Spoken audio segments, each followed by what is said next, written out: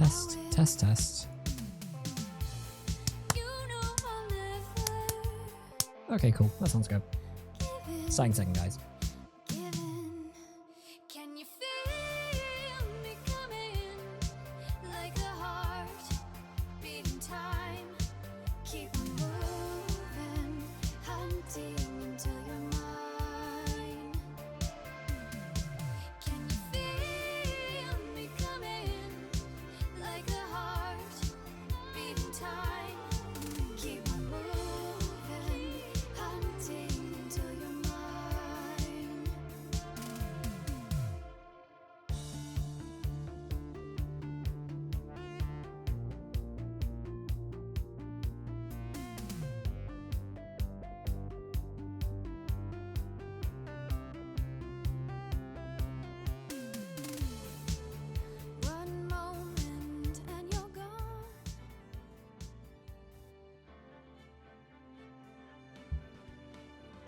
Yo!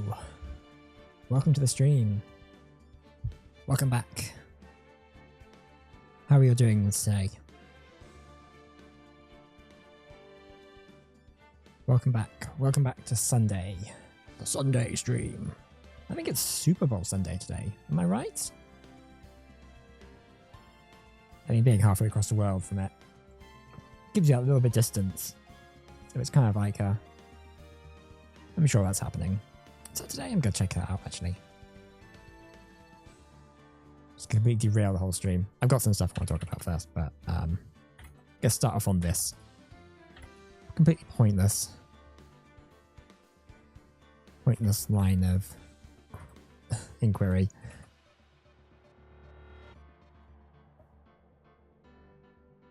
It is today. Interesting. American football's biggest game of the year. It's taking place on Sunday, the 8th of February. Described as the greatest sporting event in the world, with more than 127 million people watching in last year.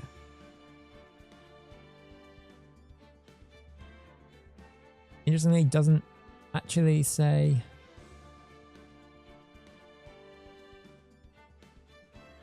Oh, New England Patriots versus Seattle Seahawks. I feel like the Patriots are always playing. I think they're always in the Super Bowl. Which is kind of like, I mean, I guess it's good if you're a Pats fan, but like, I know the lingo. I listen to Doughboys. So it's good if you're a fan of those, I guess. Like, you're there constantly, but I mean, I guess for everyone's kind of like, again? There are other teams that, why isn't my team doing better? I don't know. I don't follow the NFL. I don't even follow like Premier League. Like, I'm not a big sporto. Anyway, so if you're watching that, I hope you enjoy it. I mean, I'm sure it'll be fun. I mean, I feel like it's one of those things where people watch it just for like the ads and the halftime show, which I hear is going to be really good. Bad Bunny's like really talented. He'll do a really good job of that. I'm not overly familiar with him, but he seems cool. Like, everything I've heard about him seems like a really cool dude. So like, absolutely pro that. So we're going to be doing some more Ace Attorney. I want to call it Spirit of Justice, but that's going to be a different game. And we've been playing this game for like 10 streams now. I should know the name of it, and it's Justice for All. So we're currently on the second part of the trial.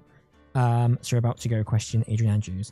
Before we begin, I want to do a little bit of housekeeping first, because something sort of came up at the end of the last stream, and I kind of wanted to address it a little bit, because it's something that I don't really...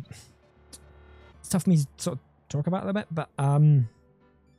So, when I started streaming, and I started doing with an avatar, with a PNG tuber, whatever you want to call it, one of the things I think I didn't expect as a result of it, and I don't know if this happens if I was using a webcam or if I was doing any other kind of form of streaming, like face to face, for lack of a better term, is that I often get requests from people in chat and on Discord and stuff that are like, hey, you're a streamer, I'm an artist, I make stuff for streamers, do you want to hire me? And it's like, I have it as a rule in my thing. And can I please just ask that people don't do that? Like, please don't post in the chat that, you know, you're that you want me to hire you to do art for me, because it puts me in a really awkward position, because the answer is always no. I love making my own overlays. I love making the avatar. I love doing the creative elements that are behind the scenes of the stream almost as much as actually doing the stream itself. And it's a fun, like, thing. And I don't really want to hire someone to do that bit for me at this time. And when someone comes in and goes, hey, I make stuff, can I make stuff for you? It puts me in a really awkward position, especially when it's live on stream. And I don't want to be the bad guy. I want the streams to be fun. I want them to be goofy. I want them to be lighthearted. And that just, like, whenever I get those requests, it immediately shuts me down, because I immediately feel like, oh no, I'm going to, like, come across as a really bad guy here, because I don't want to entertain this that much, but I kind of feel like really guilty about having to do that. So if you could please just not do, put those requests in, that would be great. So I'm really nervous actually talking about that, because, like, it is actually a real big, like, source of anxiety for me. And the thing is, it's not going to matter because people are still going to do it. But, like, there is a rule there, so please do not solicitate yourself for art purposes on stream, if possible. Thank you. Anyway, now that's out of the way, should we get back to some Phoenix Wright? So, as I said before, we are currently on the second part of the trial. Whoa, my secondary monitor is going wild.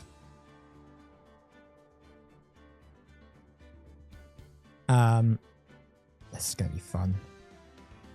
I was doing this yesterday, and I think it kind of, like, worked itself out a little bit.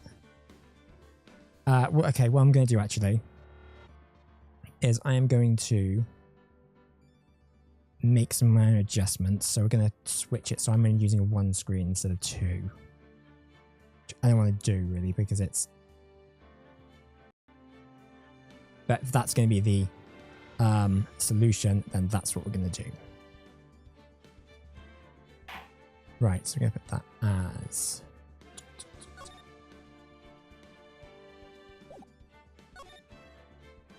windowed. We're going to make this 1080. It shouldn't matter to you because it should appear as all, like, full screen, but it matters to me, damn it. And we'll whack that there. Okay.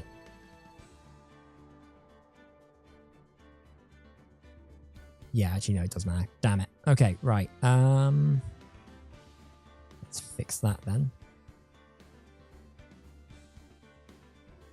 Prefect. Okay. And let's head on back to the world of Phoenix Wright. So, as stated, so at the end of the trial yesterday, Adrian Andrews is currently our lead suspect, and she's about to go on the witness stand. She's the lead suspect because she is the only person who we know at the moment who has the ability to go in and out of Engarde's room. Engarde is the person who we are currently defending, who has been framed for the murder of his rival, Juan Corrida, who is also, and they're both actors who have in similar kids' TV shows, basically. Currently, it looks looking though the murderer had stolen Engarde's costume in order to go into Juan Corrida's room and murder him, which would frame Engarde for the murder.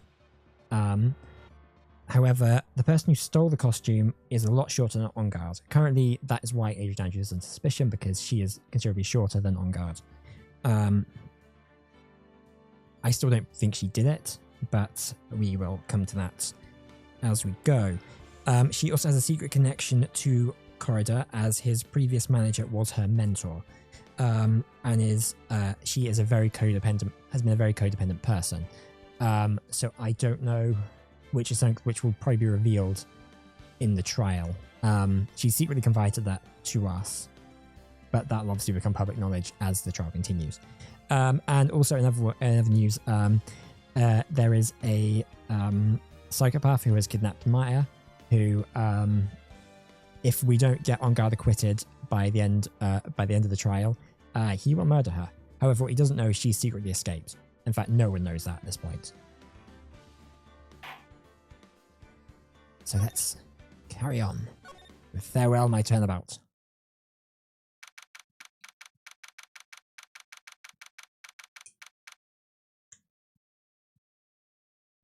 March 22nd, 2:14 p.m. District Court, Defendant Lobby number 3. Dude, I can't believe that Adrian. No way. Not cool. Not cool and collected Adrian Andrews. She was your manager. It would be very easy for her to pull this off. The only person who had easy access to the knife you used at dinner was, well, her. So after the ceremony, during the break, huh? I was sleeping like a log the entire time. See, she could have also easily planted that blood-covered button into your Hakama. Because she was the one that came to wake me up? Then, dude, you're saying it really was her? Yes, she is the real killer. She was the one who murdered Juan Corrida. But why? I thought she was buds with Juan. She has her own agenda. Her own agenda? What are you talking about? I'm sure you'll see by the time this trial's over. It'll be alright. I'll get you acquitted by the end of the day. Get me a verdict that's refreshing like a spring breeze. Okay, Mr. Lawyer Dude? Phoenix. You think her motive is related to Celeste Impax's missing suicide note, right? Yes. Miss Andrews depended on Miss Impax as her strength and reason to live. But then Miss Impax suddenly killed herself. Sounds like she left a suicide note, and the person thought to have hidden it is Juan Corrida, the victim of this murder. And that's why I think that Miss Andrews got close to Mr. Corrida. Or to get the suicide note back. But I don't think that's why... I don't think she would murder him though for it. That sounds plausible. But one thing bothers me. What? Who was it that first told us about their relationship? Better stated, Miss Andrews' dependency issues with regards to Miss Impax. It was Edgeworth. Looks like he's still the one in the command of this ship. Don't let your guard down yet.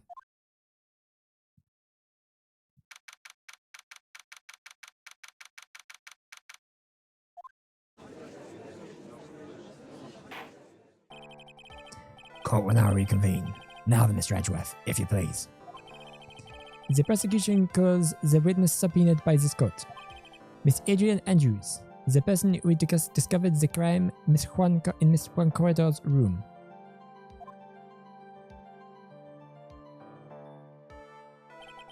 What is your occupation? I am the manager of the defendant in this case, Mr. Matt On Guard. I see. Now then. Before we begin, Your Honor, I have one request. Yeah? Sure. What is it?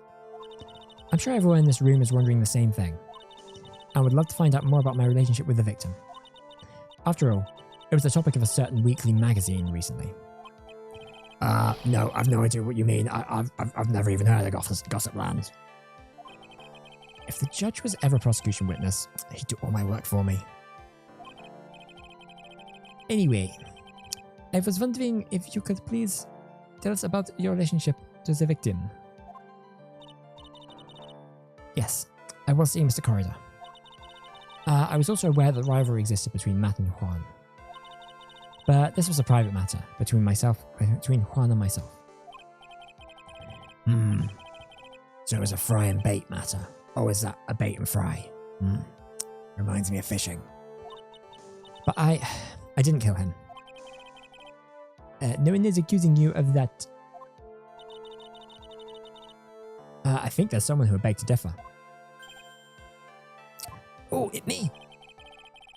I think we all understand your relationship with the victim now, Miss Andrews. Very well then. Witness, please testify to the court about what happened when you discovered the murder had taken place.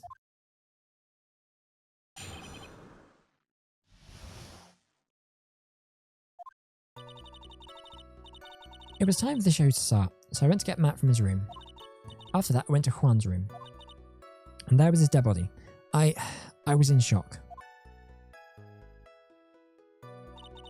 What I saw was naturally the exact same scene as in the crime scene photo. I felt as though I was about to faint, so I poured myself a glass of juice.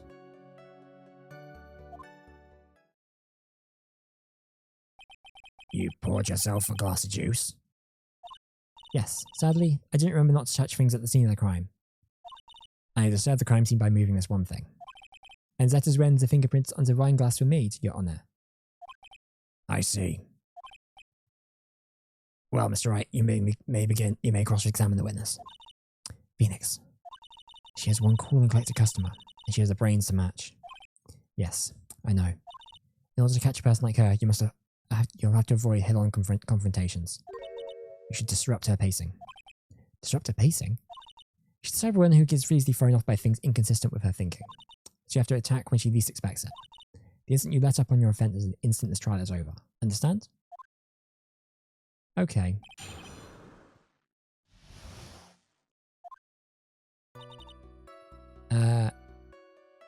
So time to show that, so I went to get Matt from his room. That went to Juan's room. And there was his dead body. I was in shock. Let's press on that. You were in shock. What? Was I not supposed to be? Sandra's a very calculating person, and despite how close they were, I doubt she had romantic feelings for Mr. Corridor.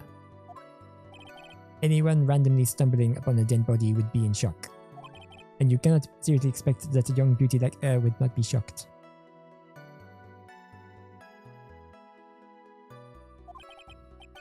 Somehow I don't think beauty has anything to do with it, with being shocked or not.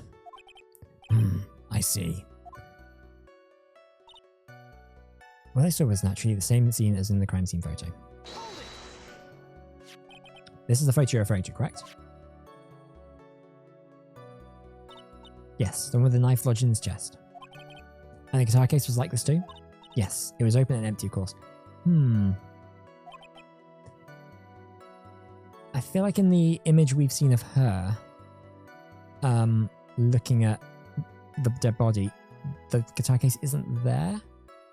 But I might have to double check that. And then what did you next?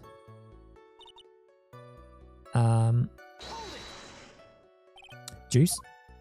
Yes, there was a bottle of tomato juice on the table, so I had to help myself. But you didn't drink any of it, did you? Huh? There was no lip marks left on this wine glass to suggest that anyone drank from it. I wasn't feeling terribly great, so I set the glass down without drinking it. Miss Andrews, I would like to confirm with you one more time. When you discovered the dead body of Juan Corridor, you were in great shock. And that's when you poured yourself with a glass of juice, correct? And what of it? My mind really was a complete blank at the time. Your mind was a complete blank? I didn't think that was possible for you. Then why would you remember pouring the glass of juice? Aren't you rude today? I was so dazed that I made one careless mistake. That one thing. What one thing? Never mind, it's no big deal. What was she starting to say just now?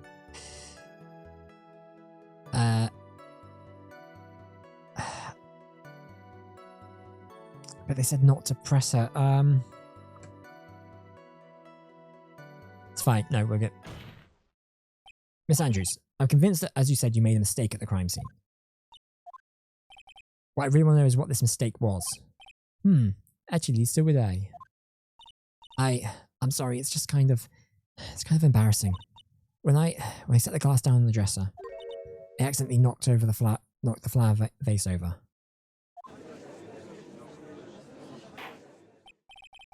Flower vase? Are you talking about the one on the floor in the crime photo? This mess of glass shards. It was originally on top of the dresser, but when I bumped into it with my elbow, it fell onto the guitar case. That doesn't make sense. Didn't she also say the guitar case was open when she found it? Why did you withhold such an important piece of information? Oh, I'm sorry, I thought it was since the crime scene was already in disarray. The people would simply assume that ours was another part of the mess. Looks like another fact has come to light here. Please add to this anything else you have to reveal to your testimony. I'm sorry, but I have nothing more to add. I didn't touch anything else.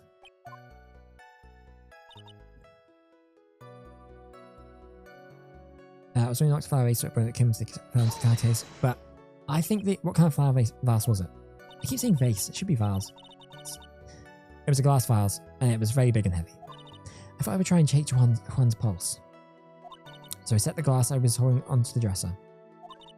That's when my elbow accidentally hit the vase.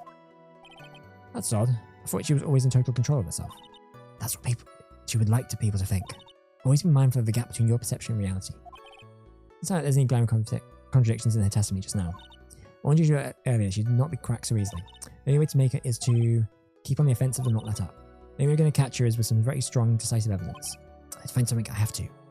For Maya's sake. I'm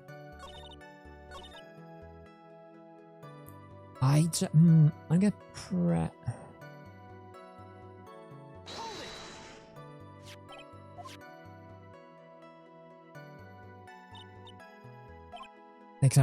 yes, it was open and empty, of course, which isn't what she was saying.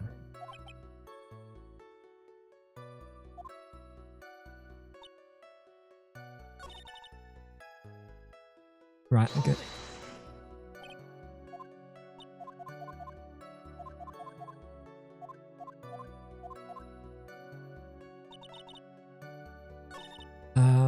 If I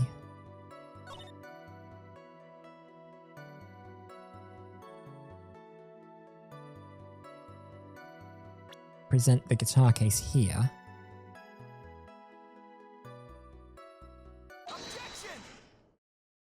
because you testified that you knocked the flower vase over, is this correct? Yes, and you're sure it fell into the guitar case. Is there some problem with what I said? It's not some problem, it's a major problem. It's true that the top of the guitar case was wet with water. However, that's exactly what was so strange. Miss Andrews, you testified that the vase fell onto the guitar case. However, if that was true, the case would have already gotten wet on the inside, not the outside. That's very true. Furthermore, there's one other strange thing about this guitar case. And what was that? Let's take another look at the crime scene photo. The remains of the vase are scattered on the floor. And what's wrong with that? If the guitar case was open when the vase fell, the glass shards should be inside and outside the case. Ah. What is your point, Wright? That the case was closed at the time the vase was knocked over? Is that all? No. Think back to what Miss Andrews testified to. She said that other than the vase, she didn't touch anything else. Yes, that's right. She did implicitly say she didn't touch the guitar case. But this all matter with the guitar case is a dead end. The bright red guitar was found at the studio. It has no bearing to this case at all. That may very well be. However, the empty case does seem to have no relation to this case, doesn't it? Seems that there is no deeper meaning to the guitar case. I think there is. Like, I don't quite know what exactly. Like, because if it was...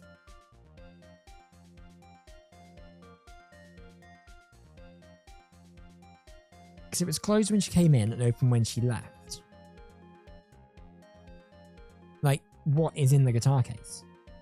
Do you think the nickel samurai costume was in there? Or like there was a spare nickel samurai costume possibly that she put on when she left? Seems there's no deep meaning to the guitar case. Well, Mr. Wright, do you think we need to hear more details about the guitar case? Yes, I'm going to make a testify. The empty guitar case. I believe this is a crucial piece of the puzzle. I can't believe anyone would reach for straws like this, but it is you. Can't believe I'm doing this either. Alright, I'll follow along. For now. Mr. Andrews, please testify to the court about the guitar case. Yes, Your Honour.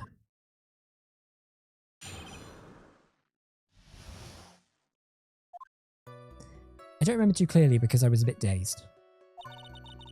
I suppose I must have opened the guitar case after I knocked the vase over. It's not a big deal though, the case was empty after all. As for why I opened the case, even I don't know. Looks like this really wasn't a very important point. This wastefulness is such a familiar feeling by now that it is almost comforting. Anyway, I'll just go ahead and start the cross-examination. Using any way to change the topic. A convenient escape for a weak man. Oh, well that's cool.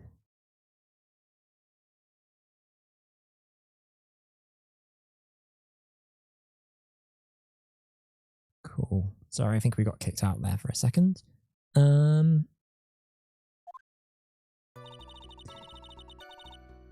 don't remember too clearly because I was a bit dazed. I suppose I must have opened the guitar case after I knocked the vase over. I get a press on that. So, you opened the guitar case then? Yeah, yes, well, maybe. Why did you open the guitar case? Huh? Mr. Courage's dead body, it was right there in front of you, wasn't it? I would think that the first thing you would do is call for help, not open a guitar case. As the witness has said multiple times, when she found the dead body, she was dazed. Maybe I was curious to know if the bright red guitar was alright or not. I thought maybe the criminal took it. Why would she care about the bright red guitar? But getting back on topic. I'm gonna press on that. Was it really empty? Huh? I was just wondering if maybe when you opened the case, the guitar was still inside. How long have you been a lawyer, Mr. Wright? Have a little professionalism. The bright red guitar was found at the studio.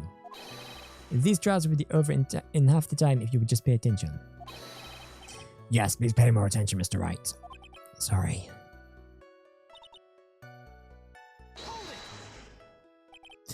Was that because you were shocked or dazed at discovering the victim's body? Yes, that's probably it. I'm not going to get anywhere if I continue pressing it like this. The only way to make her talk is with evidence. Guess I should give it a try.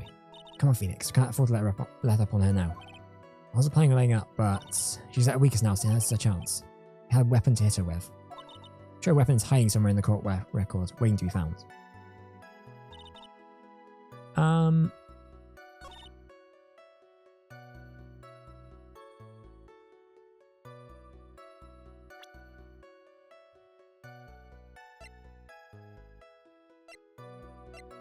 I mean, that's literally could be it, right? That is literally a weapon. I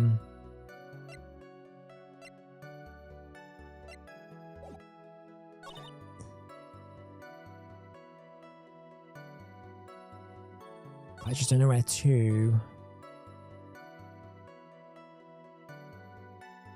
to play it.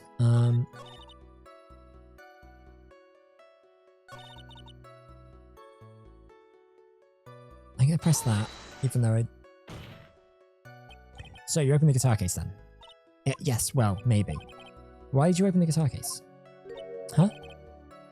Step boy was right in front of you. I think the first thing you do is call.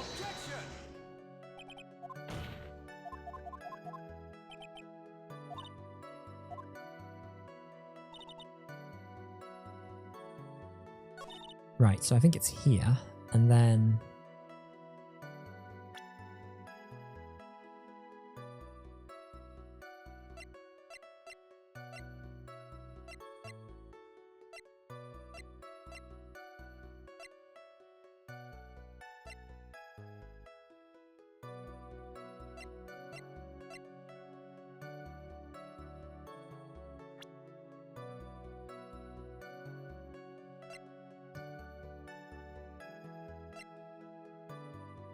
Okay.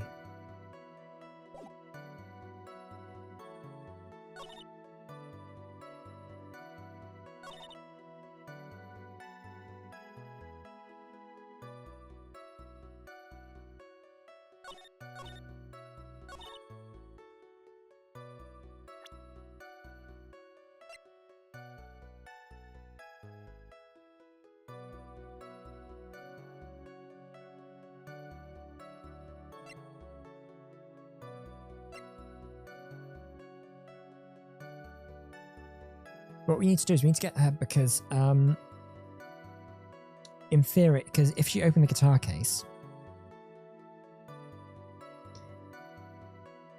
then there would be fingerprints on it, which is interesting.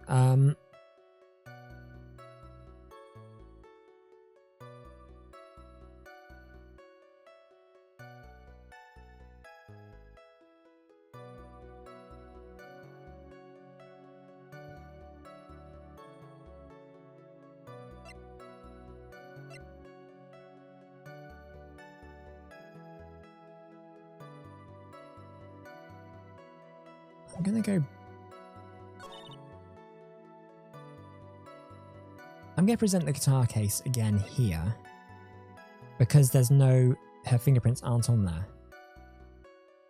But there is no way you were the one who opened the guitar case. Why would you say that? It's elementary, my dear. I bet he's always wanted to say that. Because the only fingerprints on the guitar case are the one of the victim. Ah. What is it, Miss Andrews? You shouldn't assume that I have left prints because I touched the case.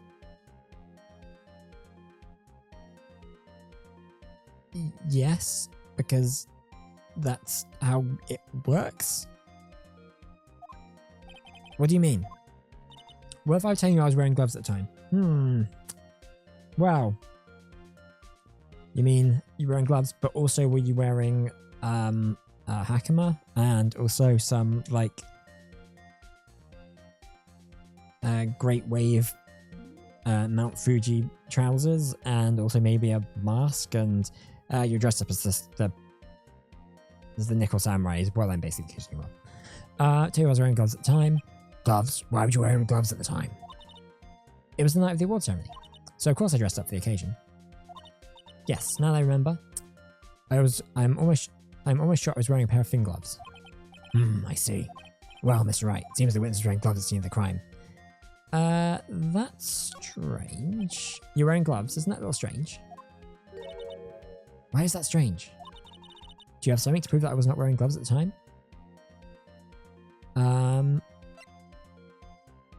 Probably.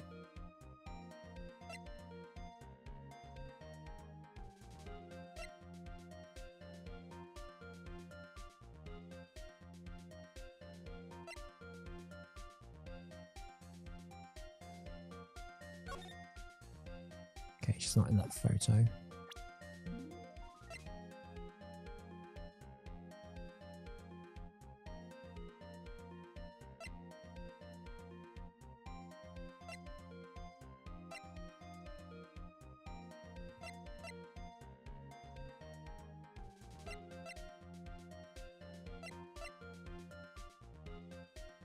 Do we have anything?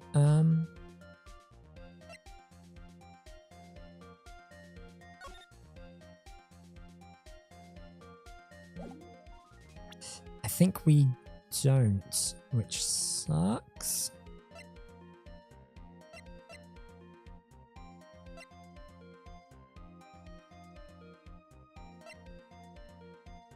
Oh, no, it's wrong. Duh. It has the wine glass.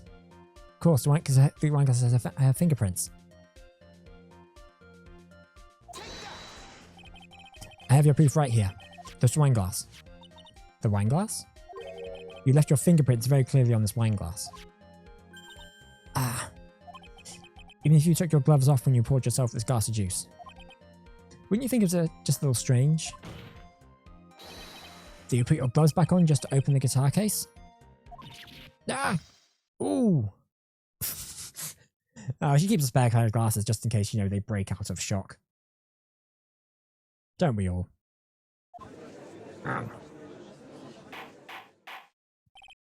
Order, order, order, order. Looks like you hit the nail on the head this time. What do you mean? I believe the guitar case plays a very important role here. But it's just an empty case. I wonder if it really was empty though. But the guitar, the bright red guitar was at the studio. Yeah, the guitar was, but it doesn't mean the guitar was in the case. Phoenix, drop all your presumptions. What was in the guitar case was not the bright red guitar. You don't mean it was a bright white guitar? Wait, that's not right either. It's a bright white guitar. Was it though? That was really cool Les Pauls. God, I hope it's one of those really cool Les Pauls. Like the one that James Dean Bradford from Manic Street Preachers uses. That's a really cool Les Paul. They're like white and it's like the gold humbuckers. It's neat. I'd never get one because I'm not a big fan of them, but I do think it looks pretty cool.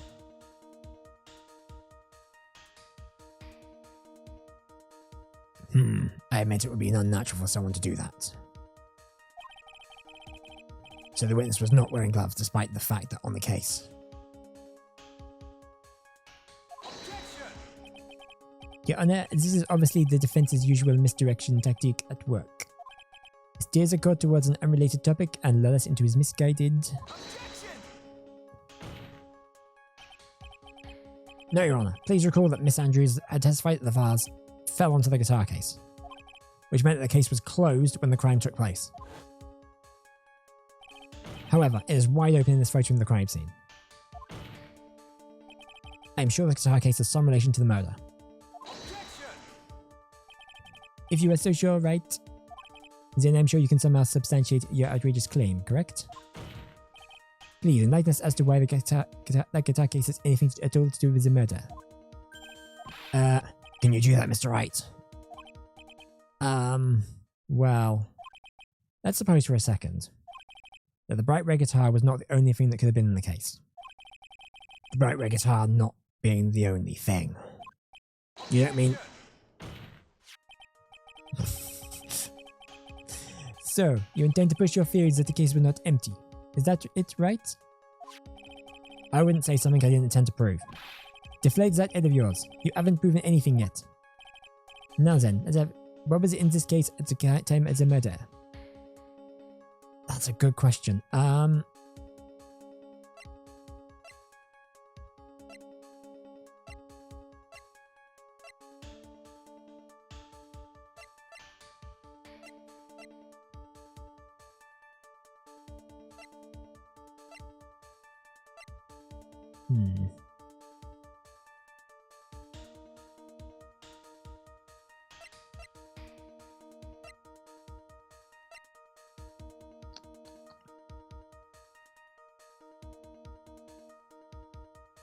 I wonder if it's the costume. That's my current theory, but it's kind of based on... Because we know they're wearing the costume when they left the room. But I'm not... I'm just going to go for it. No, it's not right. This is a photograph. Oh, maybe it is right. Hang on. Yes, but what's important is in that picture, Your Honor. In this picture.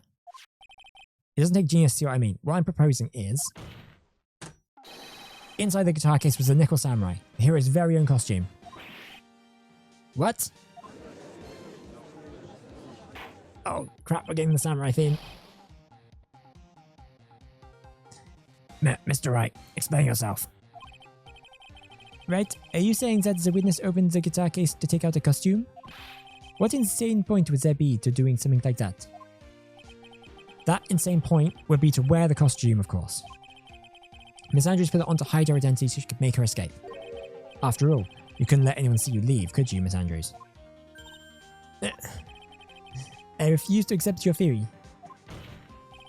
Do you have anything to support such a preposterous idea?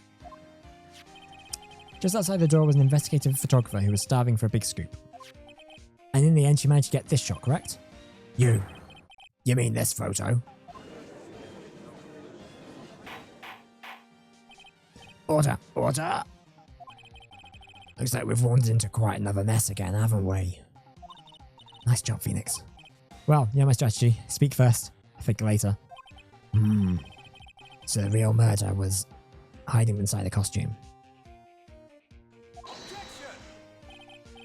Wait 1 second, Your Honor. The Nickel Samurai's costume would have been Mr. Matt Ungar's. Why would something of the defendants be in the victim's room? And inside the guitar case of all places? True. That is a little baffling. Mr. Wright, the court would like to hear from your thoughts.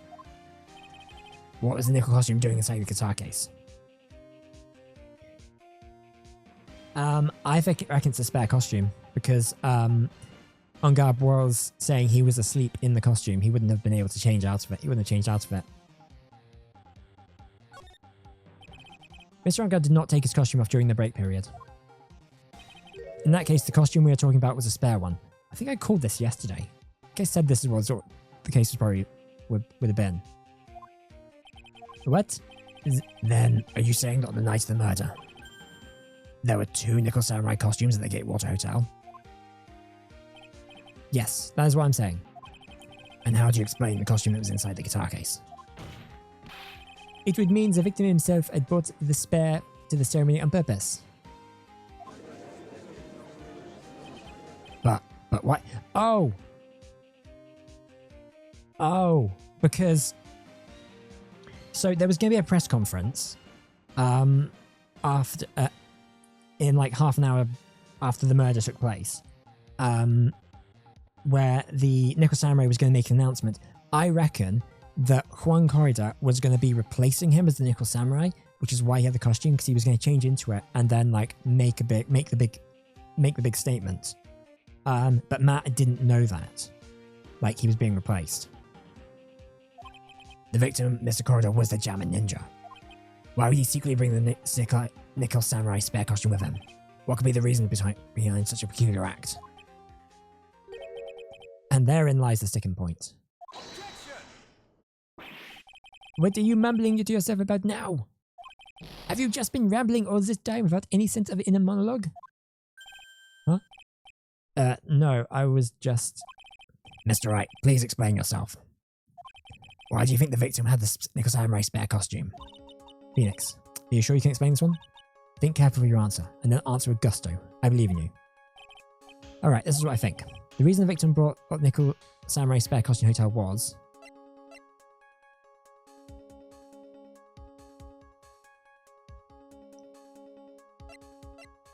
I think it's this. I think it is the... I think this is the evidence we need to present. What is this? On the night of the murder, after the stage show, the Nickel Samurai was going to hold a special press conference. A press conference? Yes, the Nickel Samurai was supposed to confess something at this conference. I heard about this as well, but once you were not making something up, right?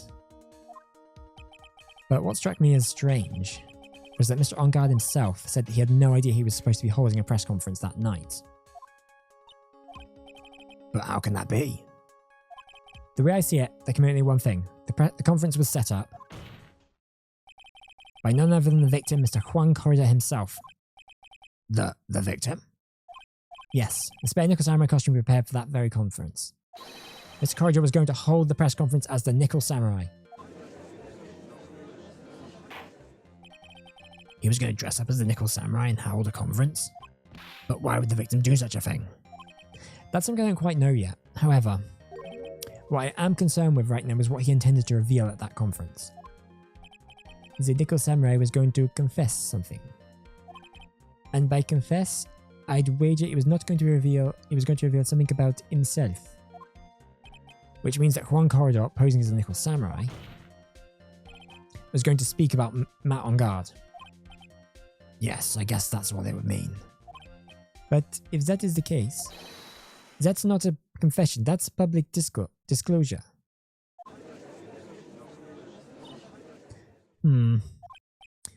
Miss Andrews? I can see why you're pros at what you do. Pardon me? Yes, just as you say. The press conference was set up by Juan.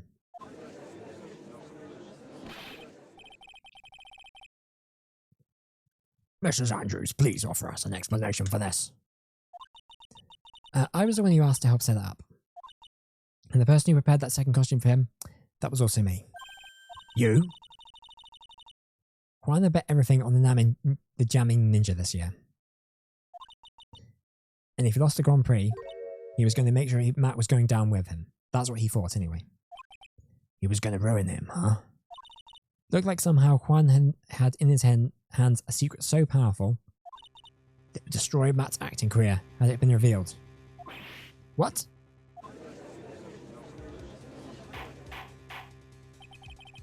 And do you know what this secret, Mr. Ungard, is, Miss Andrews? That's something only Juan knew. I don't know what it is. I've probably been coming off quite suspicious to everyone. But that's to be expected. I've been trying to protect Matt, after all. That was a weird line read from me. Protect Mr. Ungard? And yet again, another strange bit of truth comes to light, it seems. Miss Andrews, if you could tell us the truth about your behaviour. Yes, Your Honour. I understand.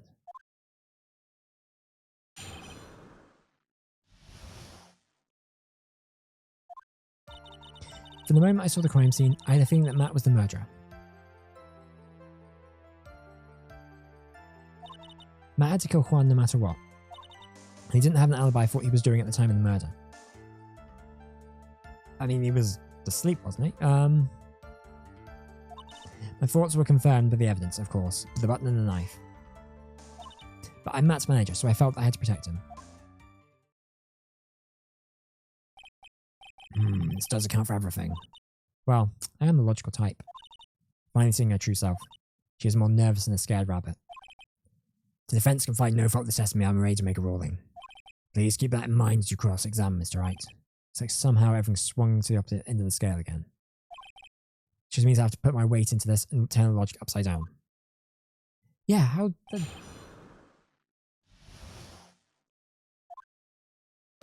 The moment I saw the crime scene, I had a feeling Matt was the murderer. Right. Would you say that was your intuition speaking to you? Don't confuse my methods of reasoning with your own. Ugh, if you want to prove that someone did something, you need 3 things. 3 things? A motive, an opportunity, and finally decisive evidence. If you think these 3 things through, the answer becomes quite clear. You should have really known that, Phoenix. Didn't teach that to us at school. At least not from what I remember. May I continue now?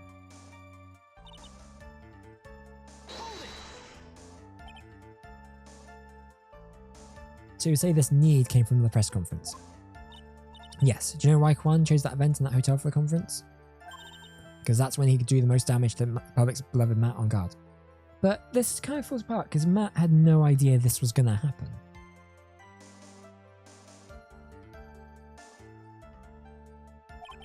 And you knew of this plan, didn't you, Miss Andrews? Yes, because I was the one who set up the conference and prepared the costume. But I'm sure Mr. Ongard himself didn't know anything about the press conference. Oh, really? Can you show me any proof that he didn't know about the press conference?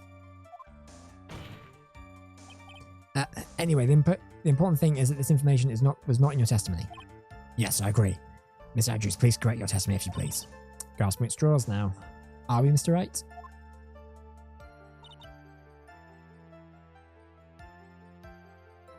Okay, I'm going to press on that.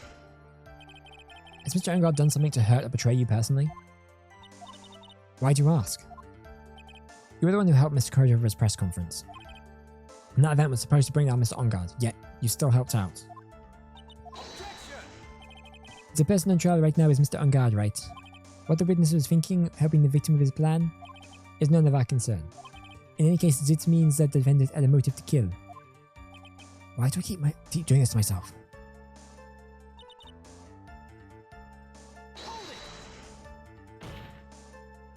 But didn't you testify earlier that Mr. Ongard was taking a nap in his room? Are you telling me now too that was a lie to cover Mr. Ongard? I'm not telling you anything of the sort. When I went to get him for the show, he honestly was sleeping. However, as to whether he was sleeping at the entire time, that I cannot say. I was too busy setting up the stage at the time. I keep trying, but I can't find any flaws with what Miss Andrews is saying. Can't say the same for some people in this courtroom, however. Judge is glaring right at Mia. He's glaring at you, smart guy. Thoughts confirmed by the evidence across the button and the knife.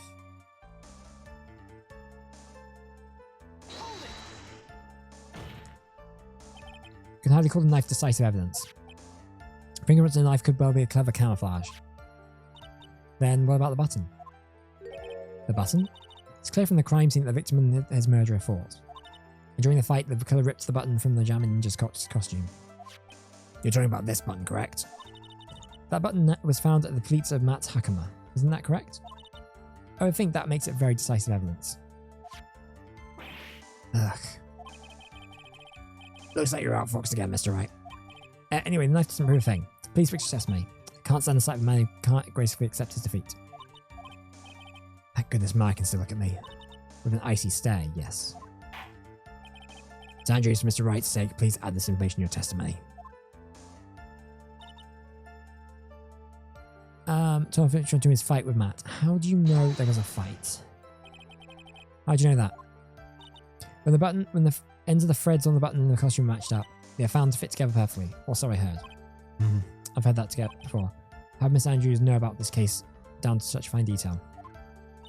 Don't look at me like that just because I'm prepared and you're not. Ugh, I thought it's ahead of time for sure. So if you trip her up, it has to be here. But where and what? Okay, it's all enough. So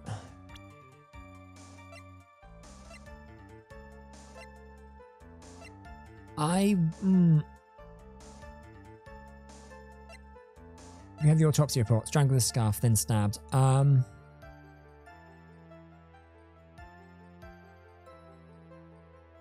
No, because the victim would have already been dead before the button was torn off. Because if he was strangled, like the fight's over.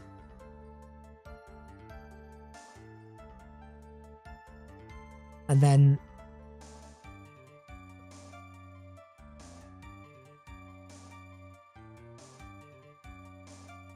but that's it could have been ripped off during the fight. Then he was strangled. And then stabbed in where the button was. I'm just going to press that again. Because I just want to double check some of the wording. Enter the thread, blah, blah, blah.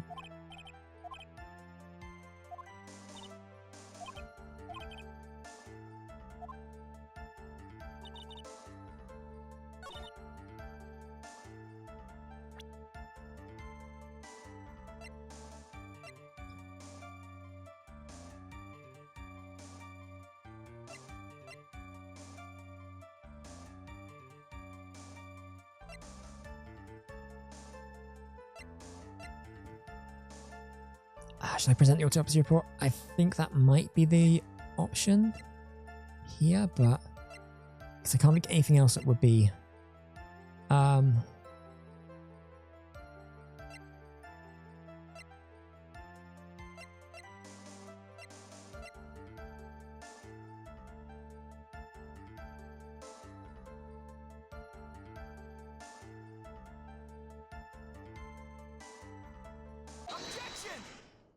oh, thank God.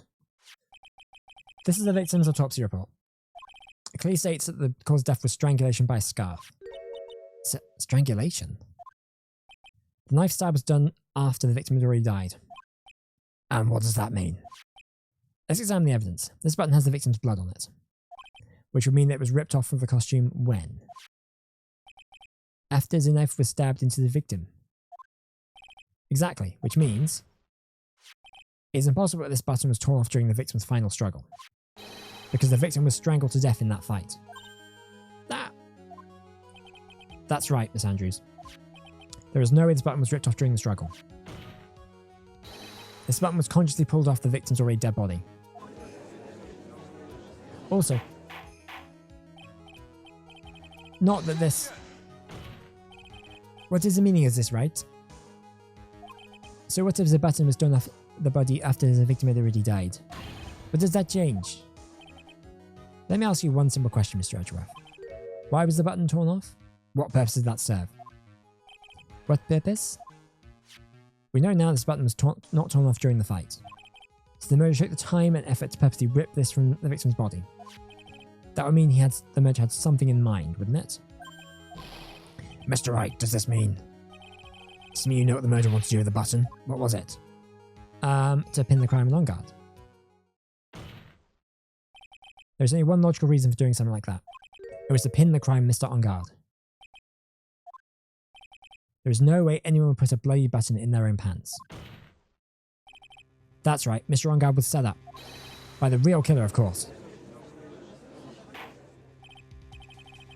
And the real murderer is? Well, Mr. Wright, who in the world is the real killer then? Finally.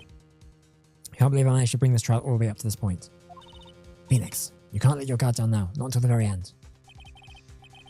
The real killer, the person who planned to frame On guard, is...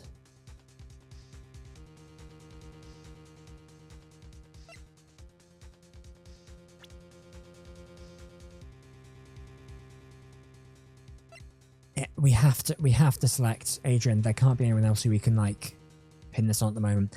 I'm still not convinced it's her, but I reckon that's what we kind of have to go for right now.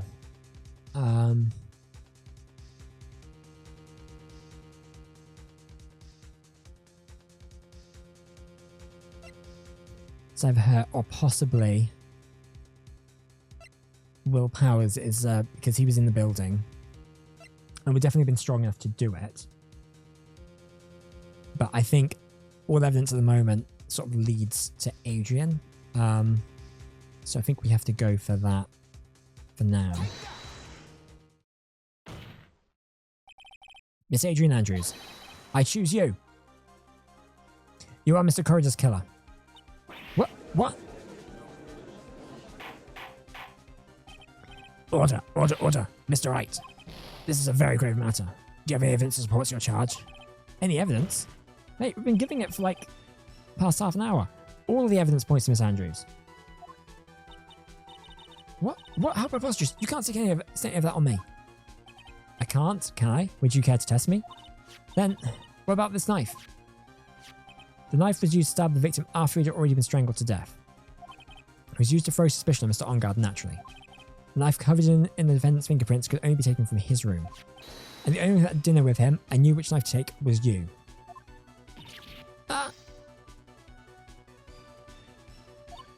Then, what? What about the button that was found in Matt's Hakama? This button was removed from the victim's body after he'd already died. The only people who could have done so were the person who found his body or the killer. However, if Mr. On guard was the real killer, there was no way he would have put such incriminating evidence in his own Hakama. The only person who could have put this button into Mr. On guard's Hakama is the person who went to wake him from his nap, which is you yet again, Miss Andrews. I see. What about the empty guitar case? That is also another piece of evidence that incriminates Miss Andrews. The costume was used to hide the real killer's identity as they fled the crime scene.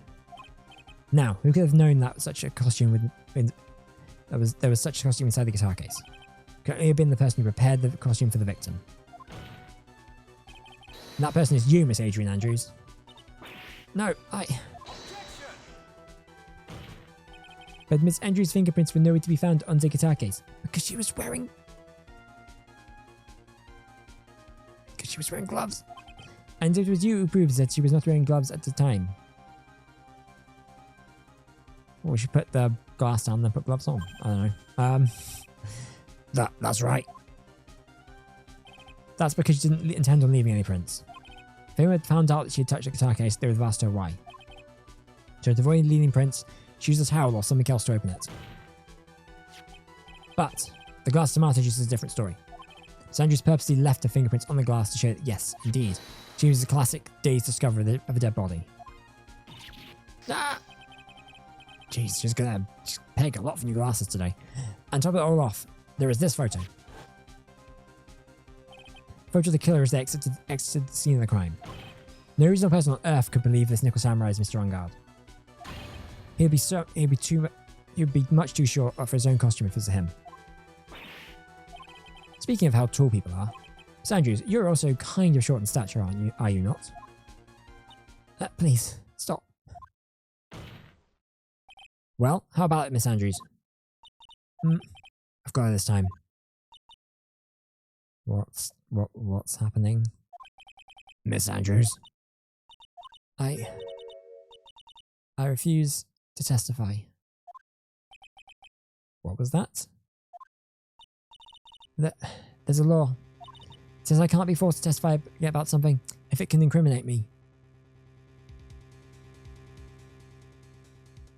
What? Well, yes. You're absolutely correct, Miss Andrews. The law does provide us with a way to avoid self-incrimination. By allowing a witness to not testify, the testimony can cause damage to themselves. What? Pleading the fifth is not something most people would think to do on the spot. Actually, thinking back to yesterday in Mr. Onguard's room.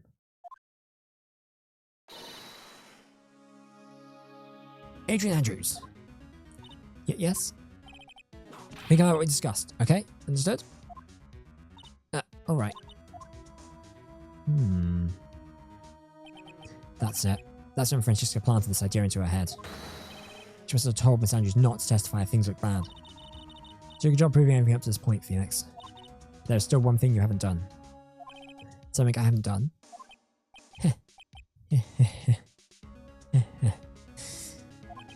What's wrong, Mr. Wright?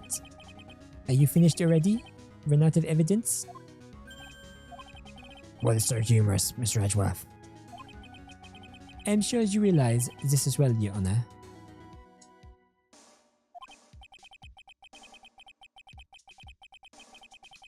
But everything the good lawyer today has proven up to now at this point has been meaningless. What? Everything you have proven is circumstantial. Circumstantial? Yes. Circumstantial. You have yet to provide a single piece of definitive proof. Proof that Miss Andrews did in fact harbor a wish to murder Mr. Corridor. Harbor a wish to... Miss Andrews, did you want to kill Mr. Corridor? I believe this may lead to me incriminating myself, so I will abstain myself from answering. But Miss Andrews, if you do that, it will be the same as admitting your guilt, don't you think? Maybe so, or maybe not. There is nothing to prove it either way. Besides, do you even know what crime I would be guilty of due to my silence? Murder, maybe? No, she's taking that defiant attitude again. But Mia, what should we do? Somehow I've landed in the worst possible situation. Of course we have. I think we have reached a certain conclusion at this point in time. Miss Adrian Andrews has refused to testify, and the defence's theory that she is the actual murderer has not been substantiated with solid definitive proof. But that's not true. In this situation, there is only one thing the court can do, and that's to declare a recess. Recess? I request that both the prosecution and the defense look further into this matter, and at tomorrow's trial. Tomorrow? We don't have it tomorrow. If we don't get not guilty verdict today, then... Please wait, Your Honour. That's not necessary. The trial. Please continue the trial. What are you sweating for? Your client is getting one more day to live, isn't he? That's not it. This isn't about that. Edgeworth, I know you know who the real killer is. Please, let the trial continue. When I get the verdict, then... Maya... But it's impossible to continue as long as the witness refuses to testify. Now then, the court is... It is not impossible for this trial to continue. Mr. Edgeworth, what are you... It is true Miss Andrews holds the right against self-incrimination. However, if the topic of conversation was something unrelated to what she may be guilty of, then she has no right to withhold testimony. Yeah, yes, that is very true, but... Actually, there is one little thing that I am curious about. Miss Andrews, when you found the victim's dead body, you poured yourself a glass of juice. Yes, and? I cannot help but think how unnatural that is.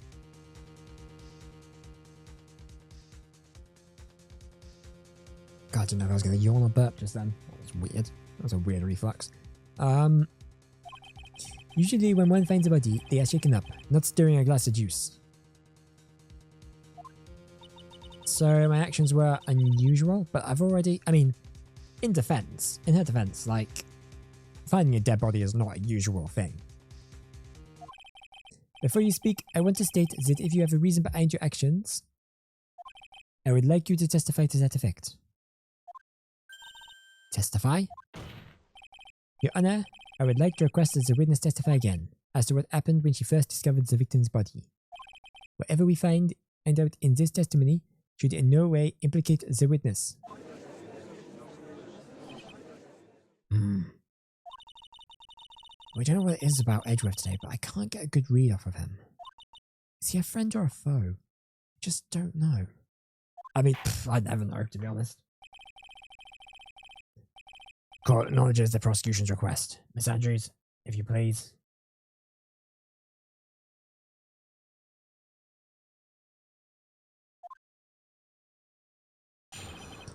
Well, I found the body. A glass of juice. I didn't really pour it for myself. I was surprised when I walked into the room and saw it in that messy state. And Juan, he was sitting slumped over and tired, looking in the corner. When I saw him sitting like that, the thought that he was dead didn't cross my mind. To be honest, I thought he had just fainted or something, so I went to pour him some juice. When I realized that he was dead, that's why I knocked the flower vase over.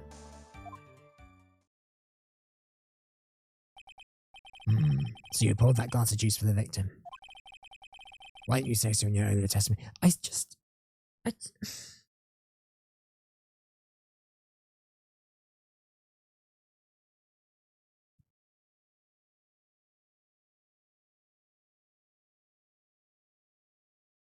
feel like, are we ignoring, like, the costume in the guitar case? Like, why? Oh, I guess we know the answer to that. No, I'm being stupid. Never mind. We've gone past that. We've explained that.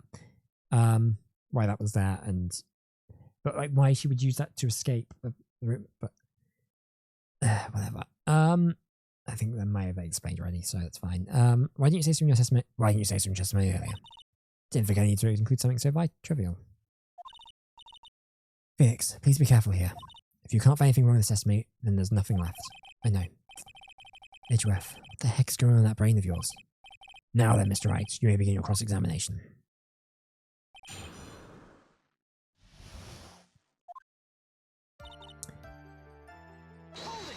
Okay, but there wasn't anyone else in the room, right? Of course not. Then who did you pour it for? Mr. Wright, there is a rhyme and reason for everything. Can you just wait just a little longer for it to be revealed to you? In other words, Wright, be quiet and listen. Precisely. Couldn't have said it better myself.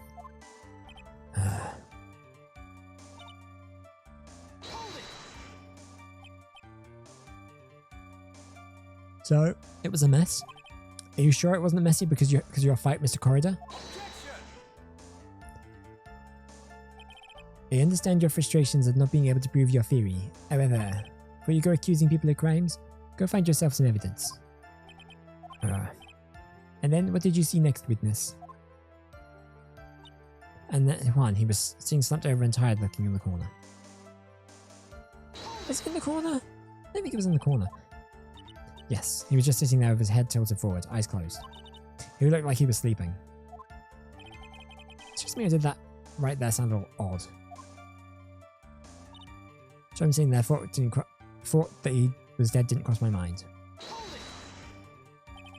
Then what did cross your mind?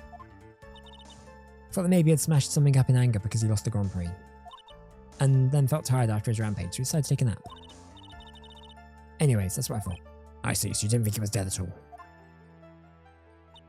be honest, I thought he fainted or something, so I poured him some juice. You thought he fainted? I thought he was asleep at first, but then the room was in such a messy state, I thought maybe he had gotten into a fight with someone. And that is when you went to pour the glass of juice? Yes, he always had a hard time waking up. Squirrel always had a glass of tomato juice to drink. I see. And after that, what happened? And when I realised he was dead, that's when I knocked the flower vase over. And how did you come to realise that he was in fact dead? I shook him over and over, but I never got a response. So I set the glass down on the dresser and tried to take his pulse. I was shocked and staggered backwards. I knocked the flower vase over? So that is what happened? Yes. This is what it all comes down to. Huh? This is the absolute end for both sides. And Adrian is letting her guard down. Phoenix, now is our best chance yet to kill the prosecution's case. Isn't it a bit harsh, Ms. Andrews? Will you tell us the truth this time? So, I kind of feel like...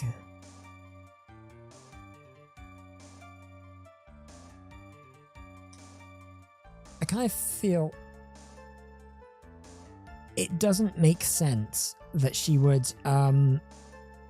see him and not presume he's dead because he would have had a knife in his chest.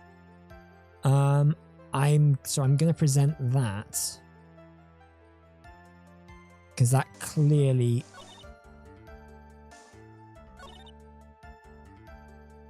contradicts that. But there was one where I think Phoenix said in one of the presses that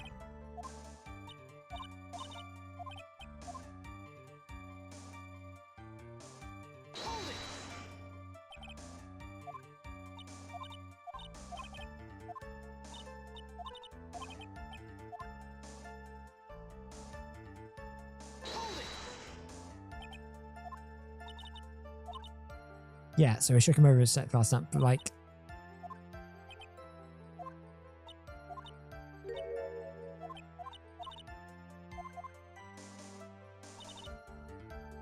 I'm just gonna press on all the statements again just because it's just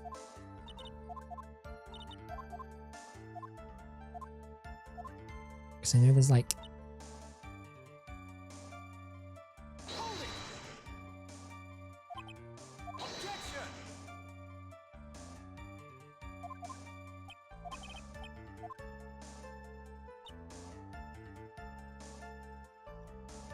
so I think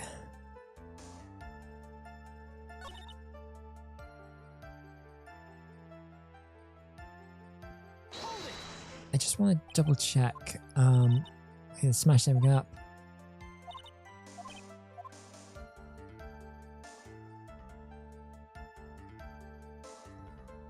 I'm going to present the knife here. I don't know if this is... I feel like...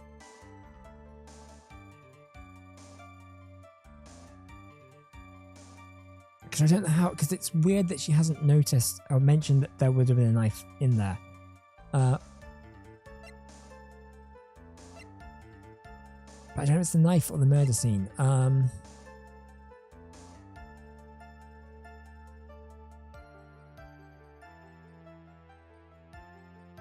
Okay, good present. No, okay.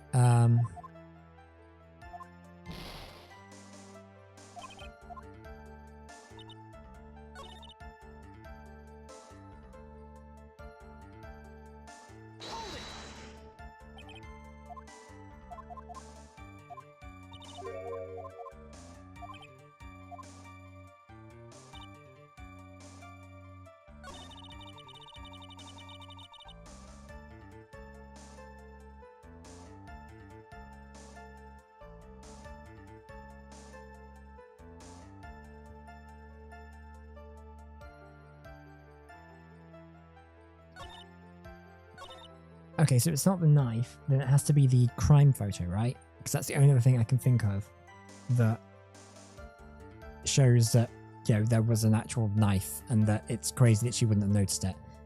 So, let's see if dead didn't cross my mind. Yeah, I'm going to present it here.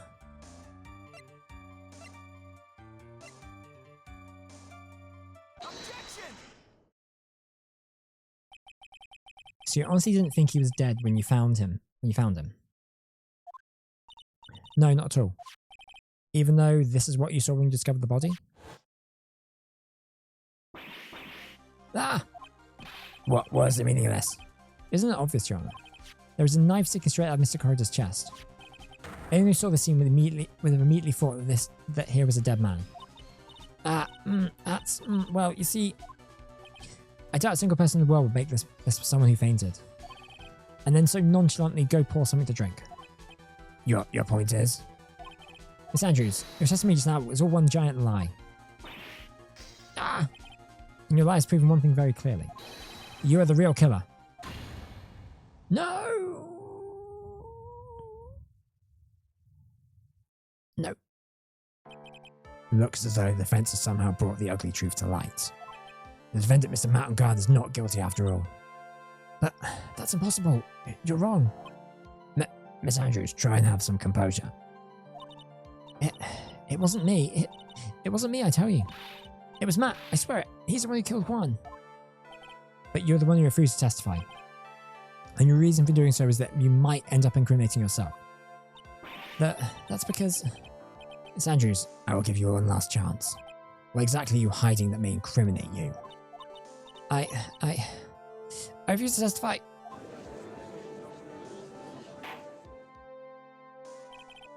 Then there is no need for this court to continue any further. Mr. Mountain Guard's innocence has clearly been demonstrated. Is it over? Have we found the truth at last? I mean, we found a truth. I think we found the truth. What's wrong, Phoenix? Usually, the real killer confesses his or her guilt. And now that I think about it, this is the first time someone hasn't. Now then, I would like to hand over my verdict for Mr. On Guard.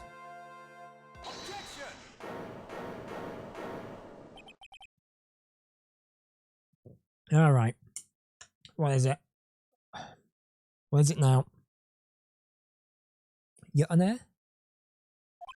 The prosecution feels it would be premature to pass on a verdict at this time. Well, why? The reason is quite simple. This witness has yet to speak the absolute real truth.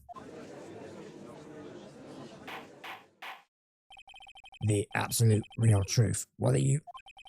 Witness? Do you understand yet? Huh? I don't know who planted this silly idea in your head. Probably Francesca, right? But as long as you protect yourself through your silence, Matt on Guard will go free, and in his place, you will become the guilty party. That's a lie. I don't believe you. What? I was told if I spoke, then it would be all over, and Matt would be never declared guilty.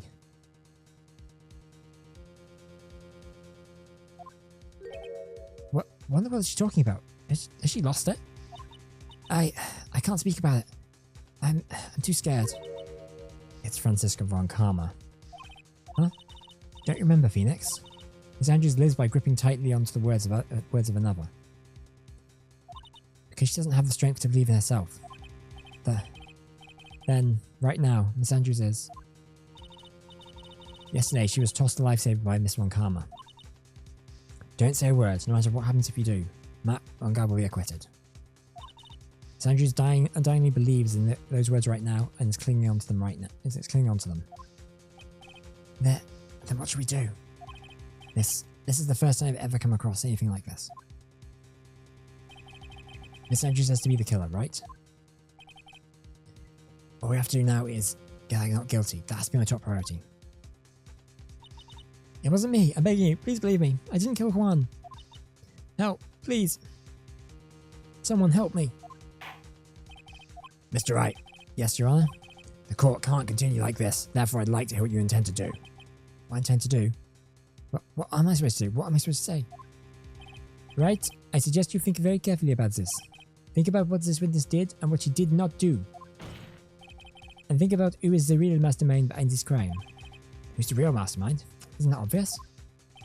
There's no one else it could be except this woman crying over there, right? Come now, what did you do? What kind of a man are you?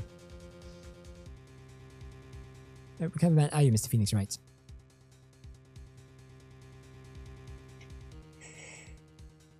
Well, I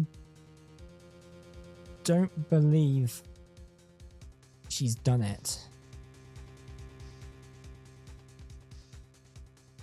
And obviously Matt hasn't done it either. I'm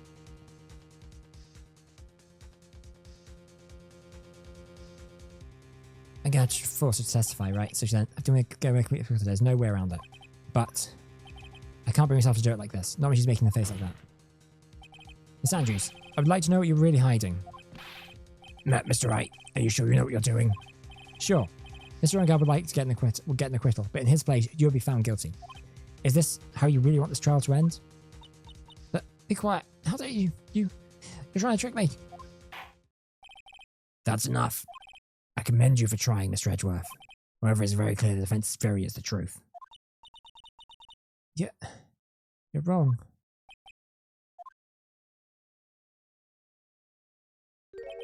What a shame. I had hoped things wouldn't come to this. However... Well, what is it, Mr. Edgeworth? Miss Andrews, since you absolutely refuse to testify, it falls on my shoulders to disclose this to the court. Stop. Mr. Edgeworth? This witness, how should I put this? She has an illness. What? And because of this illness, she has tried to commit suicide in the past. Stop, please. Please stop. No matter how much you want to hide it, it is no use. I have the evidence right here. That's the second part of the suicide report. The attempted suicide report. What will you do now, witness? You know what I'm about to do, don't you? I will now reveal to the court the true nature of the pitiful women known as Adrian Andrews. Secret of dependent nature. Having other people know about it scares her more than anything else in the world. Please. Please stop. I beg you. If people found out, you'll find out. I'll. If you're going to say you would choose death, that is no concern to me. Edgeworth, how can you feel so cold? However, before you die, I will pull the truth from your still breathing lips, no matter what I have to do. So, will you tell the court yourself, or shall I? Either is fine with me. I'll talk. But please, help me. No. Nothing matters anymore.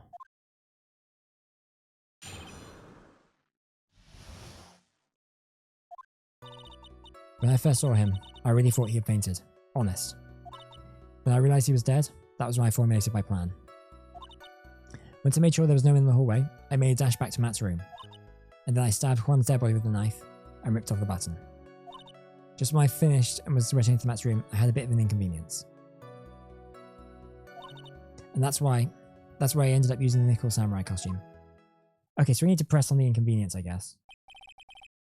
Stab the body with a knife? But why would you do that? Isn't it obvious? To pin the blame on a certain person. A certain cowardly man. What do you mean by all this? It might take this course a little while to understand, but this is the truth. The real killer is Matt, that scumbag of a man. I'll never forgive him. He's trying to escape his guilt again, just like last time. Last time? So, Ms. Andrews stabbed the victim, Juan Corridor, in the chest with the knife. However, she didn't do it with murder in mind. She did it with the intent of framing Matt on guard for the murder. And this is her crime. What? How is this possible? I mean, wasn't Miss Andrews supposed to be the real murderer? Mr. Wright, please get over your shock and commence the cross-examination.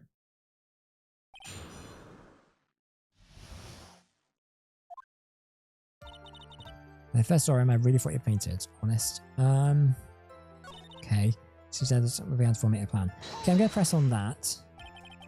What is this plan you had? I knew right away the murder was Matt. I knew because Juan was going to expose Matt's weakest weak point to the world. So Matt did this to stop up Juan and silence him for good. That's why I thought I should forge some evidence and pin this crime on Matt. So the forged piece of evidence was the knife and the button. First thing that came to mind was to plant the knife. To make sure there was no one in the hallway, I made dash back to Matt's room. Okay, I want to press on this, what this inconvenience was. An inconvenience? There was a woman with a camera at the ready, loitering in the hallway. Willing to bet my spikes, it was Lotta. There was also a woman with a ray gun at the ready, pacing back and forth. That's Miss Old Bag for you. I had already been caught and made into a big scoop for a certain weekly tabloid once. So I couldn't very well go out looking like myself and get caught again. And that's why I ended up putting on the Nickel Samurai costume. I'm going to double check this. So you get the knife, correct? The knife Matt had used it had fingerprints all over it. I thought if I used them, the police would certainly turn their eyes towards him. Matt was napping with his costume on at the time. I slipped in, took the knife, and returned to the scene of the crime. Then I stabbed Juan's body with the knife and ripped off the button. So you were the one who stabbed the victim with that knife. It gives me goosebumps to think about it now, when what a horrible thing I did. At that time I couldn't control my own body, it moved on its own. Then, when I stabbed Juan's dead body, I suddenly realised something. If I use the button somehow, I can make Matt look even more suspect. So, you thought to rip off one of the buttons off and then plant it in Mr. Angard's hakama? Yes, that's what I had planned to do. But things never go that smoothly, do they? So...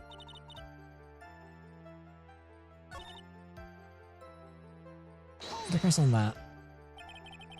But... that doesn't explain...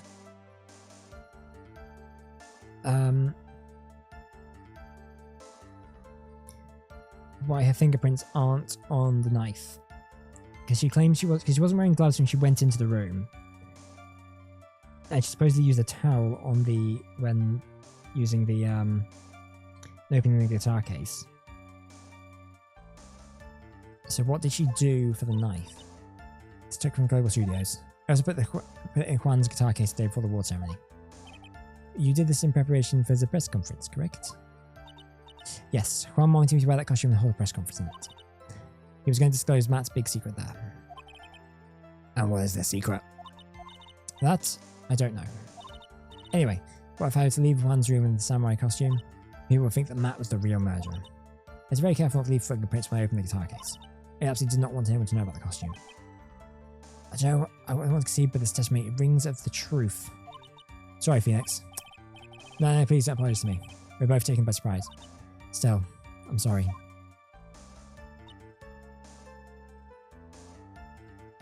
I don't think I've pressed on this one. But you could tell from the state the room was in, there must have been a fight. Are you telling the truth when you say that you didn't know he was dead? He had a scarf tied around his neck, but that scarf is part of the Jammin' Ninja's costume, so I wouldn't think anything about it was strange. His head was also tilted down a bit, so I couldn't see his face that well. That's why I thought I'd wake him up and went to pour the juice. I think we've heard enough. So, after all that, you went back to Mr. Angard's room and planted the button. Into Matt's hakama? Yes. After that, I folded up the costume I was wearing and put it into a bag. Then I snuck it out of the hotel and got rid of it. My word, what does this all mean? Mr. Edgeworth, is it? The real criminal is Matt Angard. Yesterday that woman prosecutor sat me down for a talk. Francisca, huh? She said that I should, under no circumstances, confess to what I've done. But if I just kept quiet, then Matt would be found guilty for sure. I had no choice but to believe her words. What this witness has done is clearly unlawful. However, as long as her testimony stands, we can be certain she is not the real killer. Wait, Your Honor. The defense still... Right? It is pointless. At this point in time, it is not possible to indict Miss Andrews on anything. Yes, exactly. There isn't a single piece of evidence that points to her as the murderer. Cross-examination of the witness is over, and so is today's trial. You couldn't establish that the witness was a culprit. Please let it go, Mr. Wright. But... Mr. Edgeworth, please place Miss Andrews under arrest for further questioning. Understood, Your Honor. The prosecution will arrange for a detention immediately. That is all. Court is adjourned for today. Judge out! Right, gotta get to my my Oaxaca booking. I'm off.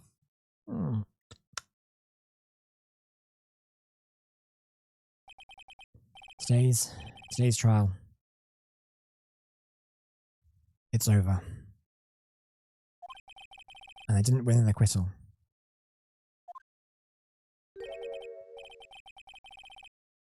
Witness, would you mind if I asked you something?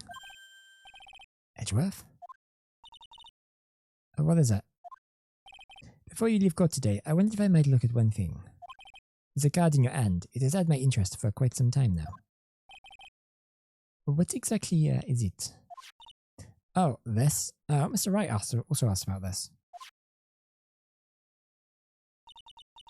Although I didn't remember at the time you asked me about it, Mr. Wright. I remember just now. I found this in the room on the day. The room? Is that day? Yes. Oh, it's right there!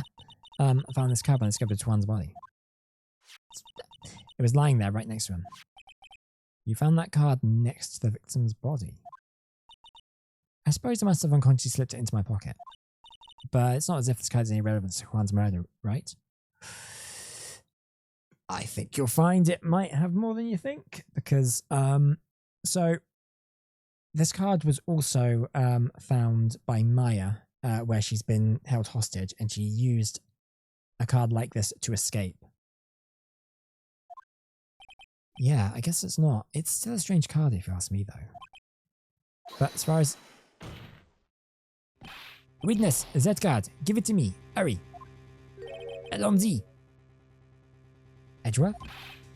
Do you have any idea what you have stupidly yet inadvertently done?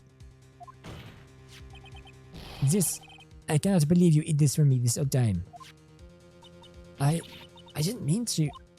What is this all about? I've never seen Edgeworth. I've never seen Edgeworth as so emotional before.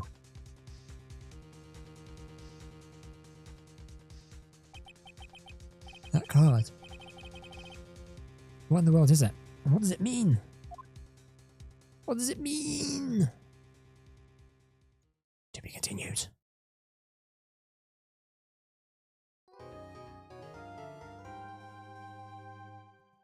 All right.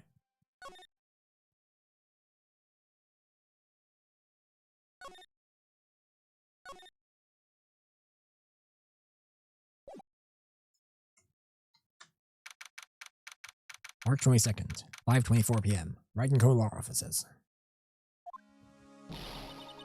Sick Maya? Oh, I forgot what her voice was. Is it Maya? Missed it Maya? Actually, we should, I've got a thing on here I can do possibly for her. I don't know if this is going to work or not. This is going to sound terrible. Missed it Maya? Missed it Maya? There, pals.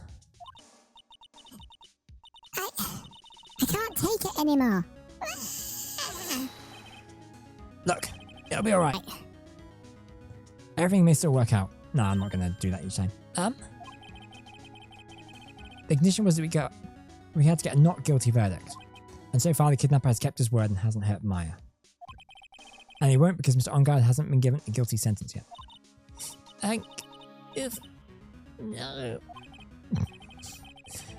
Cheer up. We don't have time to stand around crying. We have to get going. Yeah, you're right. Mr. Meyer is in much more pain than I am. Yes, that's right. So. Hey, you guys. I'm glad I caught you, pal. Mr. Scruffy Detective? Oh boy. Looks like Detective Gumshoe has been dubbed Mr. Scruffy Detective in Pearl's book now. Well, that's just plain old Dick Gumshoe now. And I came to talk to you, pal. But we're kind of busy right now. So, what are you going to do from now on? What do you mean, pal? Well, you've been fired, right? So do you have a new job lined up yet? Oh, that. Well, what am I supposed to do now, pal? I don't have anything coming up until my next payday. What are you talking about? You don't have another payday. Well, I guess that means I'm just going to have to work here at your place, pal. Say what? You'll be searching for things that prove Mr. Engarde's innocence all day, right? Well, yeah. So yeah, I'm gonna help you, pal. I've got lots of experience investigating and watching other people steal aces. And I'm great at making real simple meals, pal. I'll take care of it all. Come on, Mr. Nick. Let's let Mr. Scruffy Detective take care of things. Okay. By the way, what's your best dish? Instant noodles, pal. Gumshoe, you're hired. Why am I surrounded by people who only eat cheap, unhealthy foods? That's the first time I've seen Mr. Edgeworth act like that. Now before you'd say something like, if he didn't care if Mr. Andrews killed herself. He said that? That's horrible. But because of him finally doing that, we got the truth finally. The truth. Sandra's last testimony. I wonder if that was the truth. I give you that there was nothing strange in the testimony itself. But I still think there is something fundamentally wrong with the whole thing. You mean about that thing, pal? Why would you want to... No, I mean, almost need to frame Mr. Engarde. I couldn't figure that out from anything she said all day. Then you're saying that testimony was a lie? A lie, per se. It just feels like there's more here than meets the eye. Or that's what Edgeworth would like us to believe. That's such a dirty trick. Even that woman prosecutor is better than that. Francisca von Karma. Speaking of Miss von Karma, do you have any more information on her condition? Wasn't she shot this morning? Miss von Karma was shot today on the way to the trial by a pistol pal. But she's gonna be fine, right? I mean, Edgeworth said she was in a stable condition, but... Well, she was shot in the shoulder, so she's okay and still hanging in there. They should be done taking the bullet out. She's probably resting in the hospital. Which one? What? Are you gonna go visit her, pal? No. Well, I was thinking about it. Hey, you've actually got a heart, don't you? She looked like she was being tortured to death, not being able to go to the trial today. So maybe it'd be good for her if you want, and let her whip you for a bit, pal. Doesn't sound like fun, but... Let's go let her whip us, Mr. Nick. I don't condone this. Now I'm definitely not going. Let's see. Name of the hospital. Oh yeah, the Hottie Clinic. Oh god, no.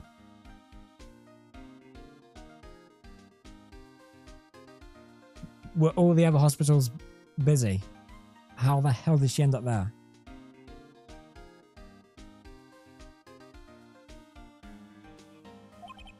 Oh, that name sends a chill down my spine. Oh, I guess it can't hurt to stop by and say hi. Right, why don't we... Is there any dissensions heads right now?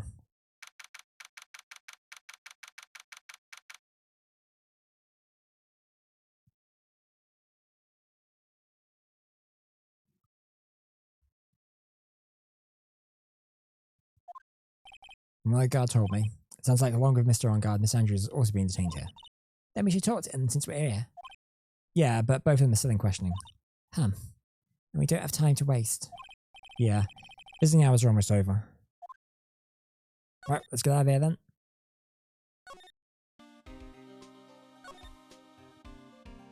If we go to the Criminal Affairs Department, well, obviously Gumshoe's here, so we're not going to get anything from him. Edgeworth might be hanging around, though. Wow, everybody looks really busy with something or another. Very strengthening the evidence for tomorrow's trial. Hey, hurry up with that, will you? Pass that victims list around. You've got to be kidding. There's over 100 people on here. Mr. Nick, is Mr. Engarde really that big and bad a criminal? Actually, pals, never mind. Sounds like they're working on a different case.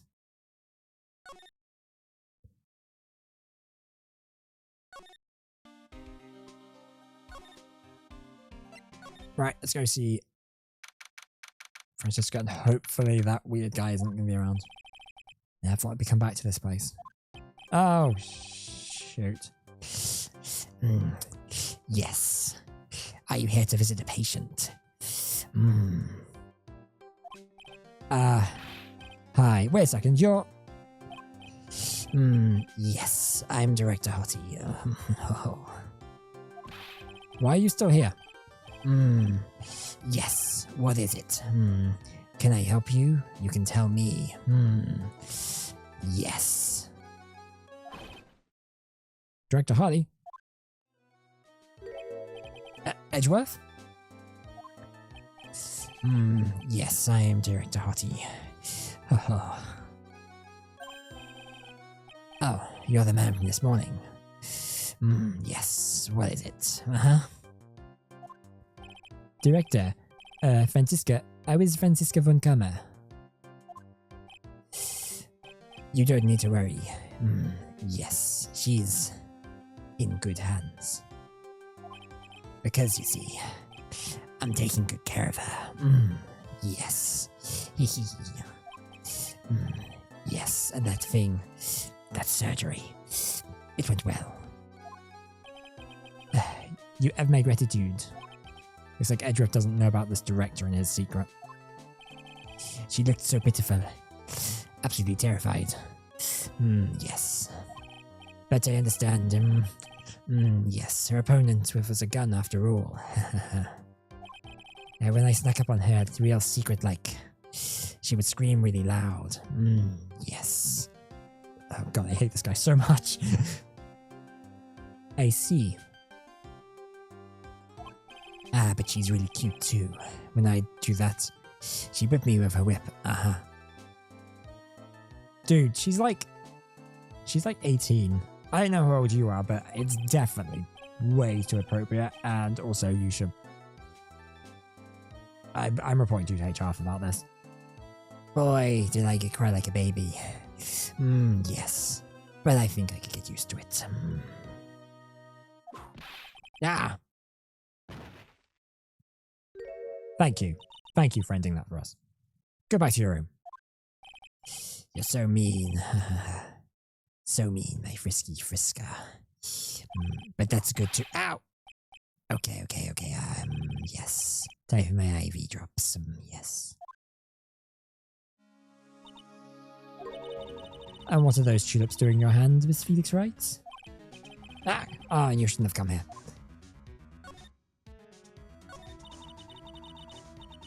I was shot in front of the courthouse, in my right shoulder. But it's no big deal. This sort of thing happens all the time. Yeah, in this America. I even had full intentions of returning to the trial this morning. But that would have been too much for you. There's no need to act tough in front of us, you know. Regardless, I was dragged here by that man over there. He was so unyielding, one has to wonder if he simply was interested in stealing my case. It was the only logical course of action given the bullet was still lodged in your shoulder. But by taking over the case, I found myself having to clean up after you and that irresponsible deal you made. I think I know what deal he's referring to. Mr. Von Karma, you made a deal with Mr. Andrews yesterday, didn't you? I don't know what you mean.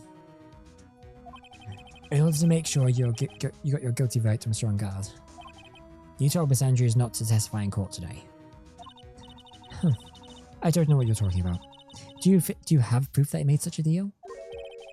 You're denying it? It looks as though you were lucky, Mr. Phoenix Wright. If I had been in court today, this trial would have already been over. Or while hiding Miss Andrews' own crime? That isn't my problem, whether she had tampered with the evidence or not. I have only one objective, to find Ongard guilty of murder. Why? The end justifies the means, Mr. Phoenix Wright. The end justifies the means. Miss Von Karma, Adrian Andrews believed you when you said, if you don't tell the truth about what really happened, then Ongard will be found guilty. And what does that have to do with me? Because of that, she is now in danger of being found guilty herself. Or because she believed in your words until the very end. That still has nothing to do with me. She's just a weak person, that's all. But you had to know she was... Ow! I think visiting hours are about over. So, if you'll excuse me, What's wrong? Why'd she suddenly cut you off? Probably because she thinks I had the advantage in that argument. Edgeworth. What happened today at the trial, Edgeworth? That was not like you at all. I mean, I know you knew about Miss Andrews' condition. You could have made her testify as many times as you wanted, but to go that far... Ah, but she wouldn't testify about that until I'd said something. Listen, Wright. The courtroom is a garden of judgment. I am putting myself on the line when I stand in there. And that is why I made that witness do the same. It is only natural.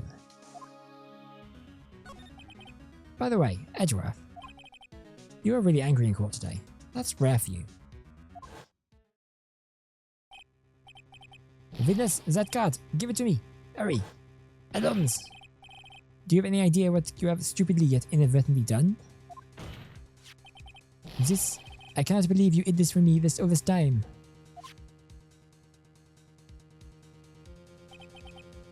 That card. What in the world is it? You mean this? Listen, right. This is top secret information. You absolutely cannot leak this. A special investigations team has existed for a number of years, but few know of it. I understand. Their task is to find the owner of this card. Was he working for the special investigations team? Guess he must be, right? And that's where he's been for the past year. A man named Shelley DeGiller. Oh. Name doesn't sound suspicious at all. Shelley DeGiller.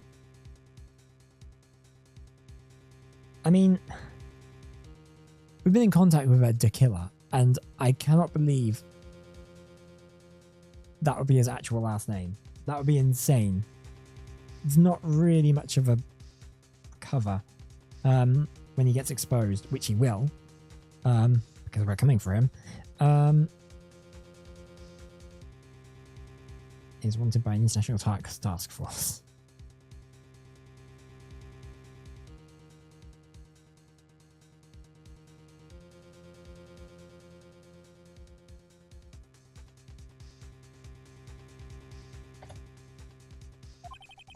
And just as his name states, he is a killer, an assassin, the best at that. An assassin? Picture as the court record. So obviously this is the person who killed Juan. So who is this Shelley DeKiller? DeKiller is the name of a long-standing line of assassins. Long-standing? The name first appeared about 100 years ago, I hear. Shelley is the professional name of the third heir to the DeKiller name. So because his professional name is Shelley, he leaves the cards of a shell on them? He has the habit of making sure to leave a card by the body of his victims.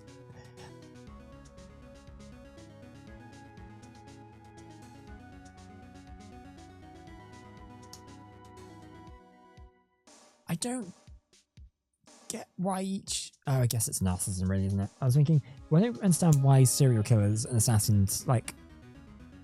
I don't know if they actually do it in real life, but in fiction you always hear of, like... You always have, like, assassins, serial killers, psychopaths, whatever, leaving, like, calling cards after murders. And it's like, why would you do that? Like... Because that just kind of implicates you. But then I'm realizing, oh, actually, no, they want the attention, and that's why they do. That's why they do the crime. Because they're all messed up. He has a habit of making sure he leave a card by the body of his victims. Why would he do something like that? We think it is part of it at his duty to his clients. Okay, so he was hired. So Shelley DeKiller was hired to.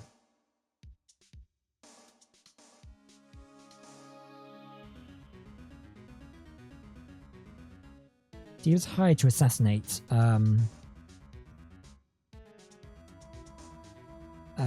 Corridor. So I suppose the question is, who hired him? I mean, Matt is the obvious, like... Is the obvious person to, like, point to. especially as they were saying, like, Matt had a true crime and was capable of actual crimes. So...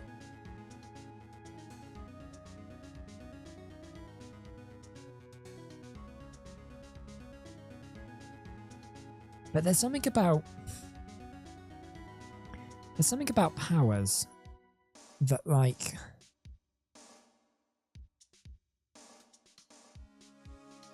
I don't know if it's him because we already, like, cleared him of murder in the previous game, but at the same time, there has to be a reason why he's been brought into this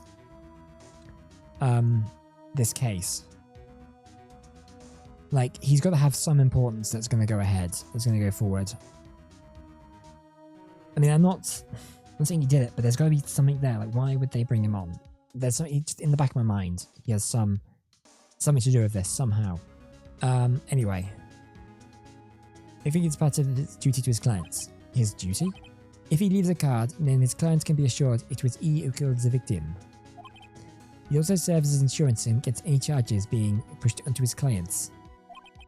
I see. The killer values trust between his clients and himself above all else. It seems that this is one honorable assassin with a moral conscience. Guess that even honorable assassins can exist. So, you think this assassin, you think he's the one who did the killing in this case? It would appear that way. The discovery of the card basically confirms it, wouldn't you agree? Shelley the killer, huh? I noticed something at the trial today. You were behaving in a very strange manner. Is something the matter? Well, I guess I should just tell him. Maya, she's been kidnapped. Kidnapped? What does the killer want? An acquittal. I see. I had no idea. I'll prepare a rescue team as soon as possible and resolve this by tomorrow. Really? Did you hear that, Mr. Nick? Mr. Edgeworth is gonna... Stop trying to console me, Edgeworth. I don't need your pity. Mr. Nick. There's no way you can find her. We don't even have a single lead to go on. There's only one way to save her. I have to get an acquittal somehow. It's the only way. But what if Matt is actually guilty? Like, what if the reason why he's wanting the acquittal is insurance?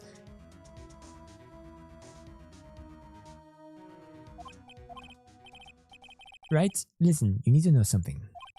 Juan Cardo was killed by Shelley the Killer. And the client who ordered the job is Matt Ungard, your own client. Well, I mean, yeah. Of course it is. Yeah, that makes sense. Please, stop. I can't listen to you. I can't believe that. I see. Well, if you want to continue your investigation, you will need this. What is it? The hotel right now is restricted to police personnel only. As we're looking for any clues that might lead us to Shelley the Killer. But if you take this with you to the hotel, I'm sure they will let you enter. Sweet! In any case, I must attend to the preparation for Maya's rescue team. We'll meet again, if anything should happen. Now, if you'd excuse me. Au revoir, baby! Mr. Nick? Do you think Mr. Ungard hired an assassin? No way. I mean, he doesn't have a sight clock. Yeah, I guess not. Maya, please, advise us to make it home, safe and sound. Date unknown. Location unknown. Guess even kidnappers can be a little clumsy. Clumsy enough to drop a card like this for me. And even though he said he was an assassin, I bet he's just making that up, like how Nick does with everything in court. Anyway, let's try out the card trick with this card that I just found. Sounds like you got the door open. Okay, time to go and take a look around.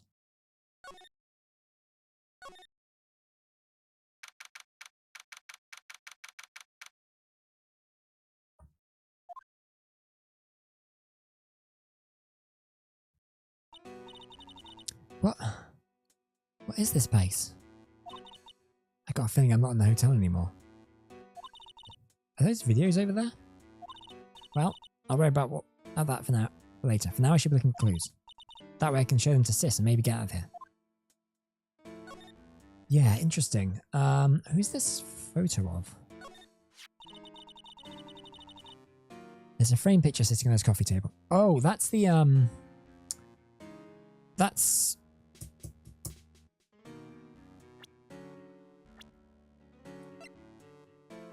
Celeste. A framed picture on this coffee sitting on this coffee table. It's a picture of a woman. She's kind of pretty. Hey, looks like something's written here. Let's see. I think it says, "With love, Celeste." I bet this could be a clue. Oh hey, it's a computer. I've never really used one before. How old are you?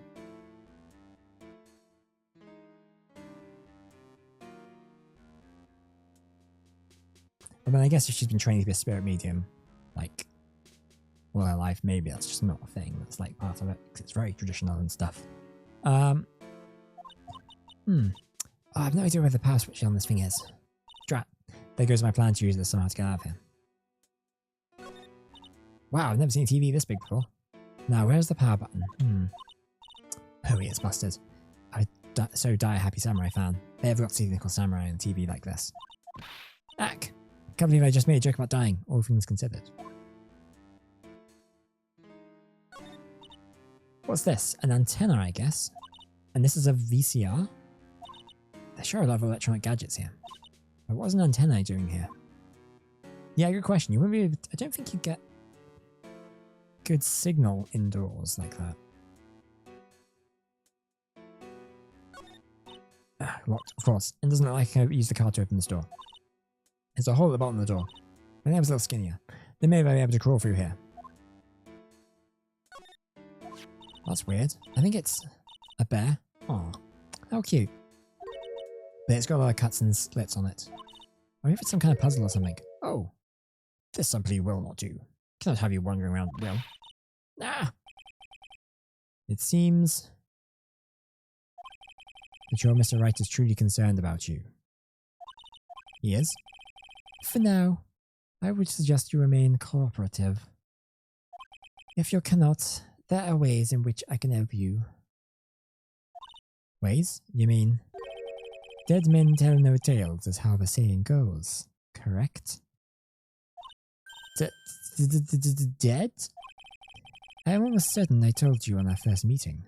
I am an assassin. No, wait. You're lying. I mean, an assassin? People are not always who they appear to be. Nick!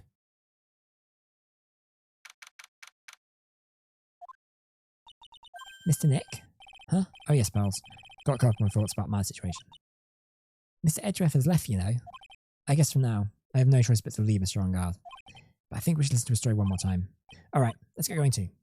Alright. Do we have anything here?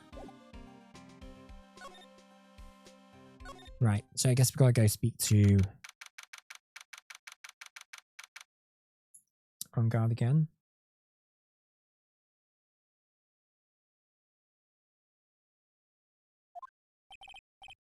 I'm sorry, but visiting hours are over for today.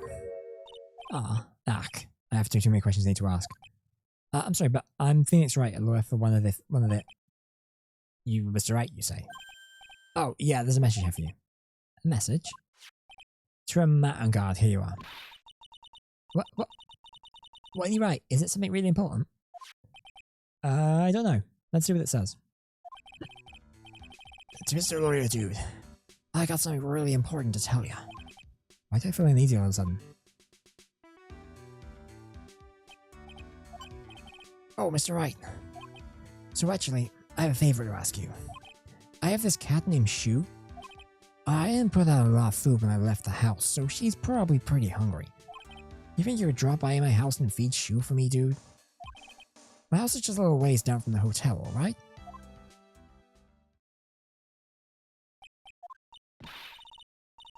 This is terrible, but sorry, we have to feed this cat. Sure, poor Stu's stomach is growling by now. Yeah, I guess. Can't request his request, I should go check on his cats. Let's also go to the Criminal Affairs Department. Okay, never mind. Just wanted to check if there was anything.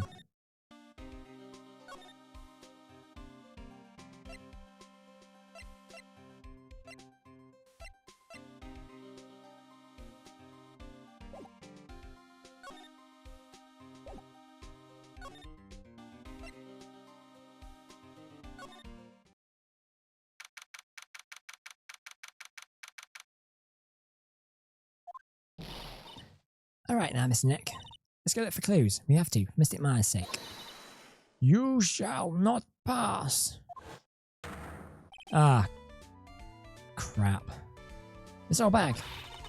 Don't you value my name and turn it to into a gasp, you spiky-headed pettifogger.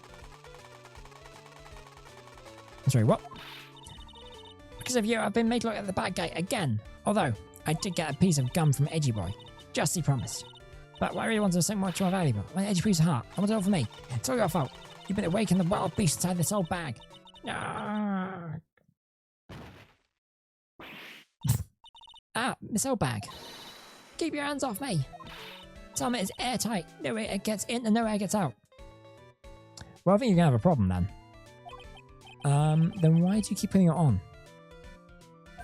Huh. Don't think you can get me to move with these silly questions. You're going to have to defeat me if you want to get by. I'm not hearing this. That. I mean, like, you're too early asking me questions, Whipsnapper. So I'm gonna. It's like the only way I'm gonna get any investigating done is to first ask him about this kooky alien.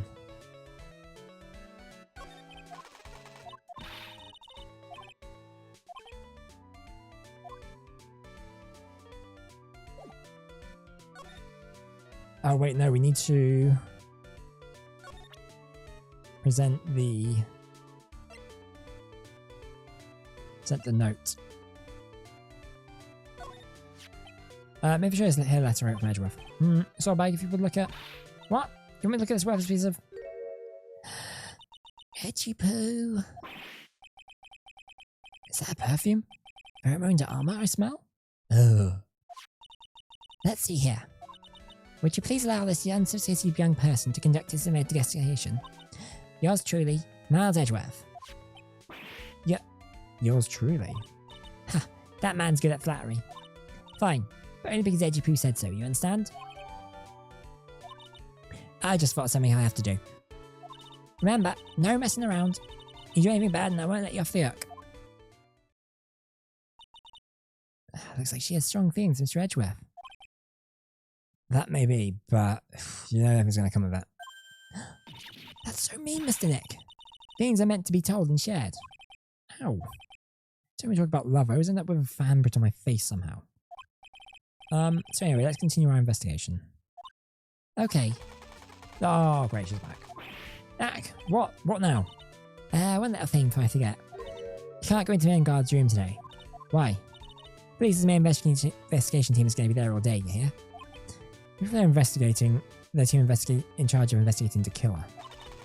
So don't go in there. Set one foot in there, you'll be faced the wrath of Wendy Old Bag.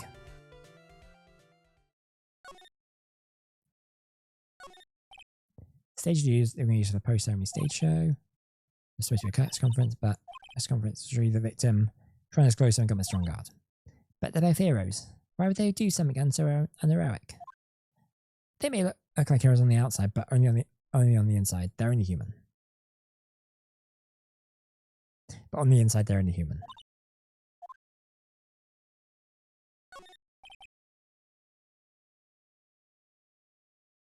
These cameras must belong to the press that came to cover the conference. They're all basically doing the same thing. Lobby of a grand staircase always feels enormous. But right now, the only thing filling this room is anxiety about the murder. I really hope nothing else bad happens here. Tempting fate there, Phoenix.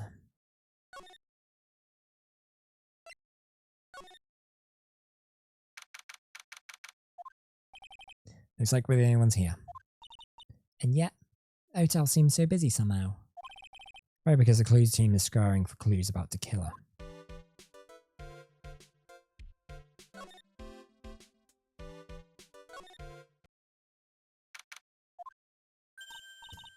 Hey, see the boy?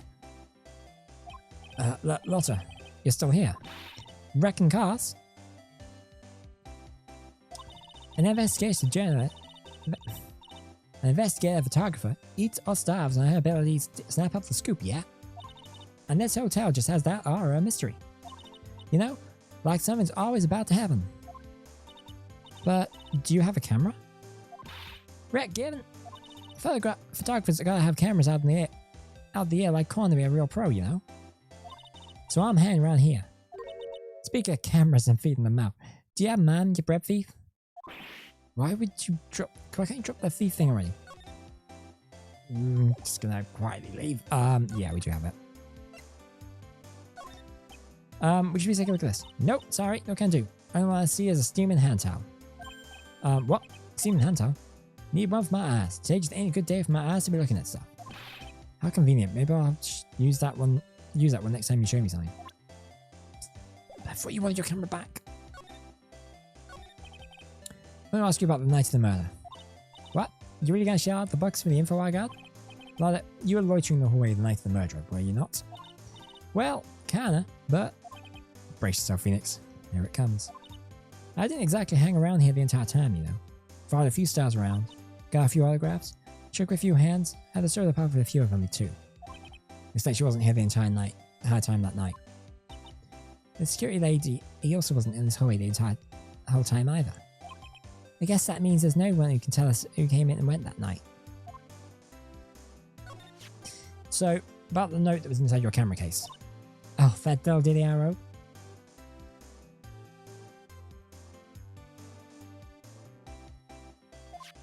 Yeah. Can I believe what you've written? You mean the stuff about Angard shoving his manager lady onto corridor? Yeah. Well, I reckon you best not be believing that. What? Look. I saw I wrote that on the whim, you know. Writing whatever came to mind. Whatever came to mind? Yeah, well, you get down to it. It's just a little random bulldog doodles. Hey, what's with you? Why are you staring at me like my grandpa used to? Hey, why you look like you suddenly got all too? Or am I just shrinking here? My baby. My $1,600 baby. What's with that red-coated prosecutor anyhow? The guy told me it was evidence and refused to give it back to me. Well, that's kind of how it is. Hey. You're that red-coat's friend, ain't you? So put in a good word to me and give my camera back. You going to do what? Listen, now the guy real good for about 5 hours, and I guarantee he'll give it back. Why don't you do your own dirty work? Well, I reckon it's time for me to get going. Tabloid photographer on the camera is just a tabloid. Huh? Yeah, I guess so. Keep yourself up together out there, you hear? I'll come and see you in car tomorrow. Okay, I'll see you then. You two there, Dylan. Keep up the good work, okay? Okay. Don't be picky about your food now. Okay, and make sure you do all your homework, you hear? If you happen to find my camera, would you please just leave already?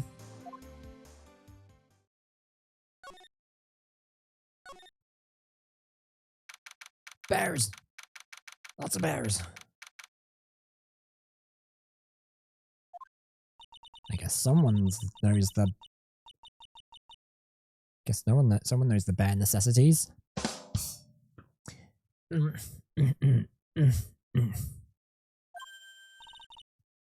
Mr. Nick?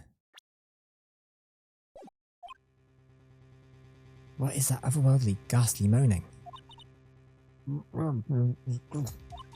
I hate evil ghosts. I don't think it's a ghost. Maybe it's a demon. Excuse me, who are you calling a demon, brat?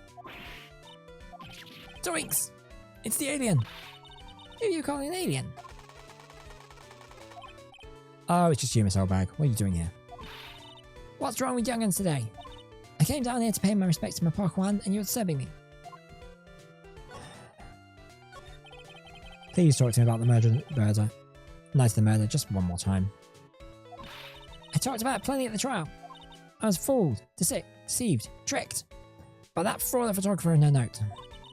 She was loitering around here with that imbecile look on her face. With that imbecile look on her face? Oh, okay, got it. Now, hold on a second there, you little pipsqueak. you're going to take notes. At least make me sound better than that. Oh, alright. Now I've seen everything. But you know, I was working that night too. Doing my business, doing my job, minding my own business. So it's not like I had time to wait standing around here the whole night. Go on. I was wondering if you could tell me a little bit more about Mr. Corridor. He was the most popular star, you know, especially where it counts. In my book. But I heard that he was lagging behind the polls against Mr. Ongard. Well, that's just a recent thing. Bad luck and all that, you know? But he was going to become an even bigger star than he used to be. Look at all this mountain of presents. To show the amount of feelings that all his fans have for him. Yeah, the mountain is pretty big and certainly nothing to shake a stick at. Mr. Nick. What is it, Pose? The presents. They're all bears, right? She's got a point. There isn't a single figure here that isn't the bear. All of Mr. Corridor's presents for his fans seem to be bears. Oh, that's because you can't think of one without thinking about bears.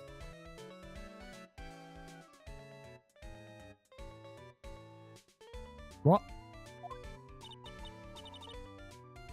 Why bears? Why bears? You don't know? Oh, my dear one with training. He fought bare-handed with a bear. He refused to give in and let the bear win, but after the fight they became friends.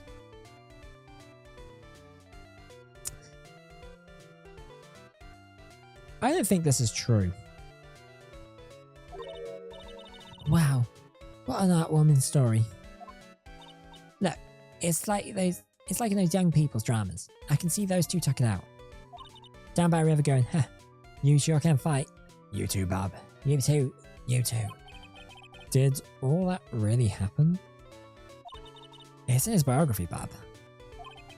What a load of crock. So, ever since then, fans have been giving him bears as presents. Yeah, nice bears.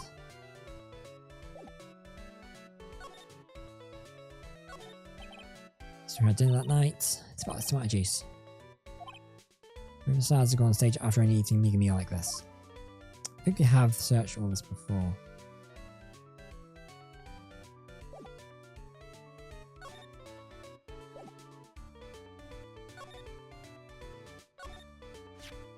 So Nickel Samurai's costume is near.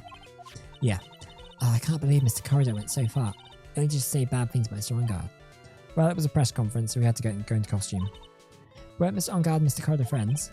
They weren't friends. They couldn't be friends because they were rivals. So, a rival is someone who was a strong enemy.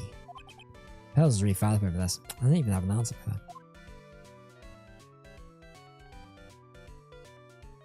Right, hang on. Oh, you can't go onto that phone. That would have been... It's a beautiful wine glass and there's tomato juice in it. Ew, tomato juice, don't really like it that much. It's what I leave it on the table over there, that's where it came from. Is there anything we can present to her?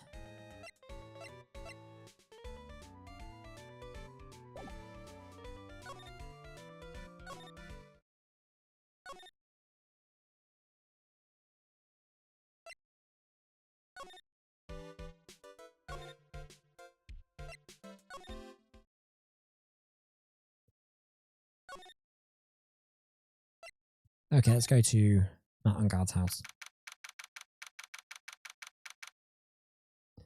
Ongard Mansion, living room. Sure is dark. I'll go turn on the light. Well, I mean, that motorcycle hanging up there, that's a death trap waiting to happen.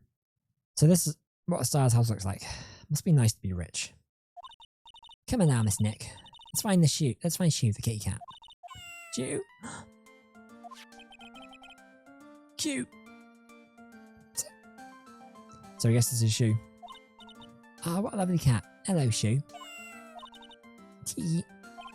The cat seems to like pearls. Pardon me. It's the killer. May I help you with something, Mr. Oh, we're lawyers. Actually, I'm Mr. Ongard's lawyer. The Masters Then you must be Mr. Wright. Yes, It's a pleasure to meet your wonderful self. I am the family butler, John Doe. Why do I get the thing that isn't your real name? Mr. the Killer?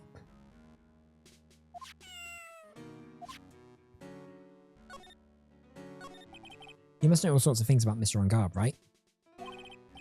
Honestly, sir, I don't believe my master is capable of such a foul deed as murder. And, anything else? No, not especially. It is not appropriate for a lowly servant to speak of the master or his affairs. How typically butler-like, as it were. So, how long have you have you served at this residence? Well, sir, I was to say maybe about a year. And, anything else? No, not especially. It is not appropriate for a lowly servant to speak of himself and his affairs.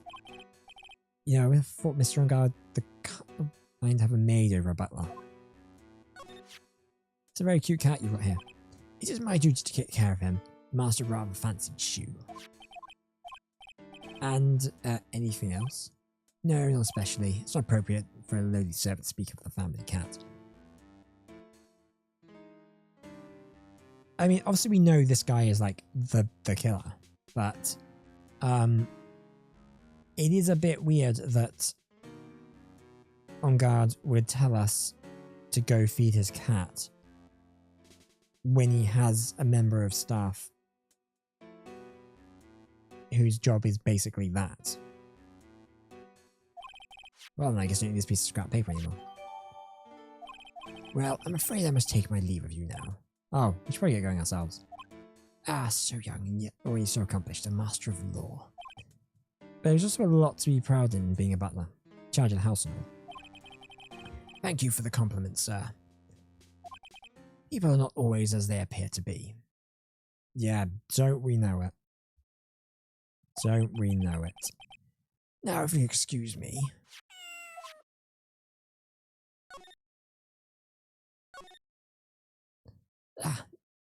There are masks here.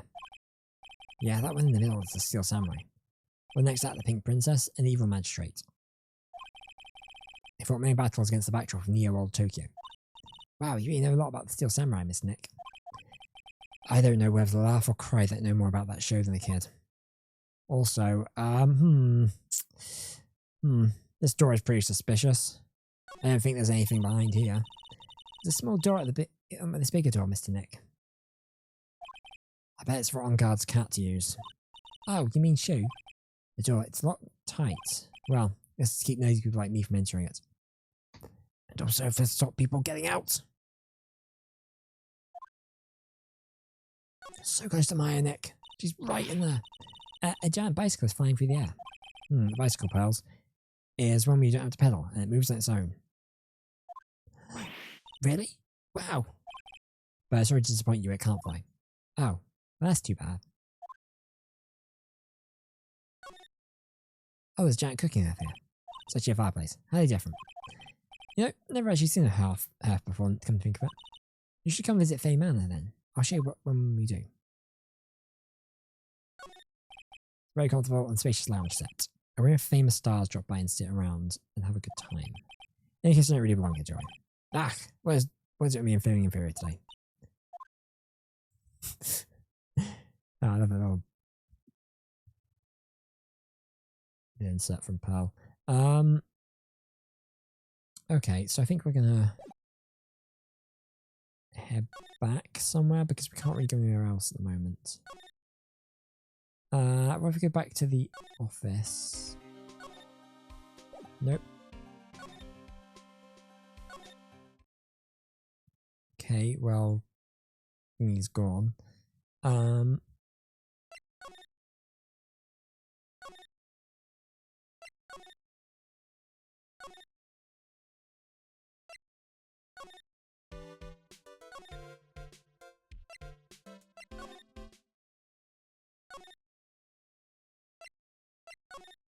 It'll be... I'm Uncle Baron, I say it's barely 8 o'clock. What is this infernal racket? It's when the present's going off. Sounds like it's already it's already 8 p.m. Way past your bedtime. Ugh, that startled me. Thought for a second I was going to die for a second. 8 p.m.? That's the time when the awards ceremony ended that night, remember? I'm sure flies. Hard to believe it's been 2 days since the ceremony. Transceiver. Hello? Hello? Hang on, I should put that. I've got a FX for this I can do.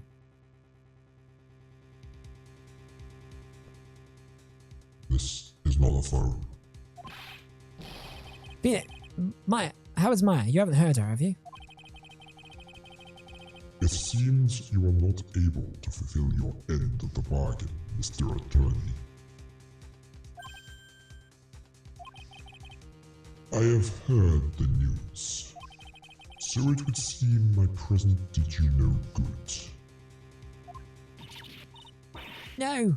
No! Mystic Maya! Mystic Maya! One more day, please. I'll ask you for one more day. I'll get a not guilty verdict for sure this time, please.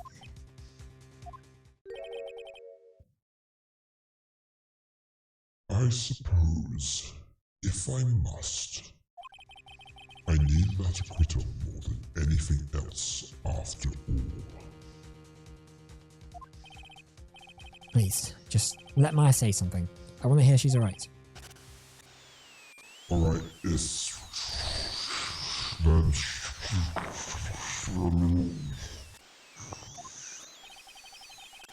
What is with the static all of a sudden? Hello? Hello? It seems... bad... connection... Damn it. Why did the transceiver suddenly break? Excuse me.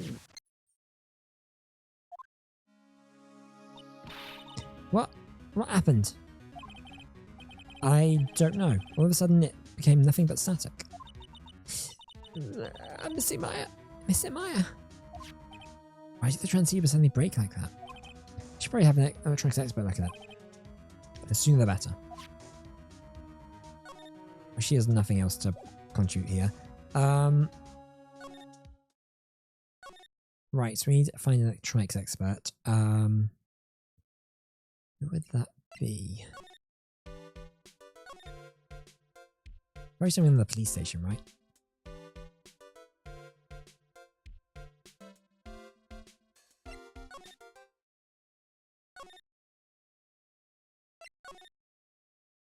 Nope, apparently not.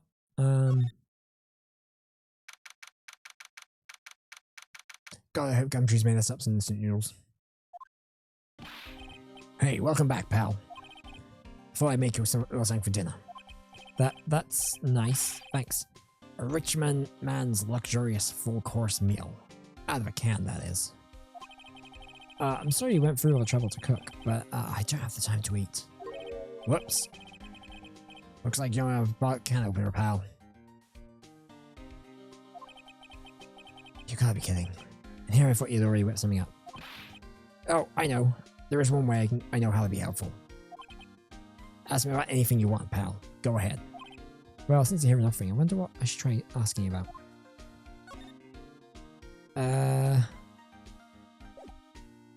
Oh, we present the transceiver. Transceiver? Oh, it's Nick. Should ask Mr. Scruffy Detective about that thing. What thing?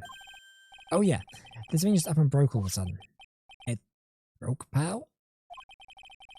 When I was talking to the kidnapper, it suddenly just broke into static. Look, it sounded like this. I don't hear any static, pal. Huh? Maybe it fixed itself?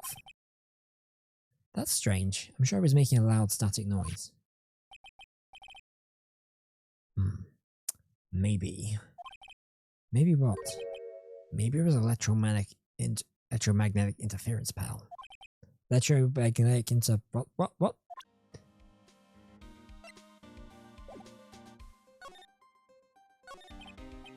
So what is electromagnetic interference? It's something that happens when a radio wave gets mixed up with another signal, pal. You know, like a signal, perhaps, in someone's hidden camera room? that way. I don't understand what you're talking about. Like, for example, when a cell phone goes off next to a computer screen, the stuff on the screen gets kind of fuzzy and starts acting funny, right? Huh? Computer?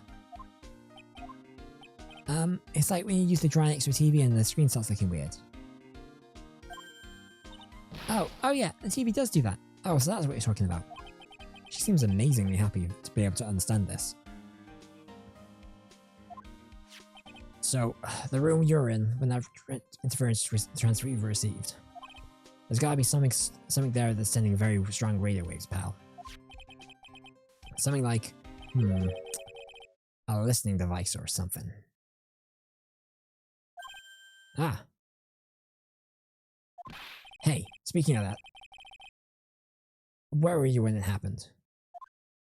We were in Mr. Corridor's room, the scene of the murder. What? That's it. I'm gonna sneak into the precinct and get a bug sweeper. I'll meet you at the crime scene later, alright, pal? Ah, wait. Gumshoe. Oh yeah, baby. It's investigating time. I'm on fire, pal. My fingers are itching to go. Aye-ya! We should get going too, Mr. Nick. Alright, let's go. So, do you want to go to the Criminal Affairs Department, or... Nope, guess we're going to the hotel.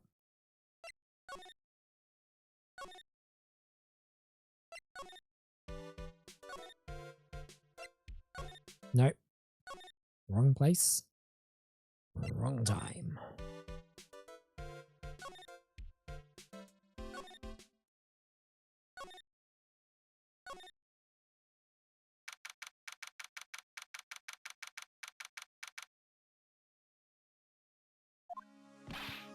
Hey, you're finally here, pal. Sorry to keep you waiting. Did you have the bug sweeper? Well, you see, I got busted trying to sneak in, pal. And suddenly, I'm staring at the precinct doors. From out the outside, I mean. So, yeah, I couldn't get one of the police bug sweepers. What do you mean you couldn't get one? We need the item. Hey, calm down, pal. I didn't say I didn't get one. I didn't get one, just not the police's. Wow. So this is a bug sweeper? It looks like a little broken. Hey, this was made when I was in elementary school, pal. Oh? By who? Me, of course. Ah, seeing this sure brings back memories. Hey, don't look down on it, pal. Sure, it looks a little beat up. But I put my heart and soul into building this puppy here. Your heart and soul? It'll work. Trust me, pal. It'll do the job. But you can't set the sensitivity. So it's gonna beep at anything that gives off electromagnetic waves. But isn't it better that way? Oh, well, anyway, since I brought it all this way, might as well give it a whirl, right, pal? Getting that sinking feeling again. Okay, I'll tell you how to use this baby. There's a listening device or some other sort of bug hidden in this room, pal. So we're gonna find it, right? Right, now, let's turn the sweeper on. Next, move the sweeper around to give it the room a real far look-see, pal. The sweeper will let you know how strong the signal is picking up, so keep an eye on it, okay? Wait till you find something that's giving off raw radio waves. Press enter to lock onto it. There's a lot of things here that's going to give off radio waves. Let's take a good look at everything that seems suspicious, pal. Alright, I'm gonna stand outside and keep an eye out. Give me a yell if you find the bug. Got it, pal?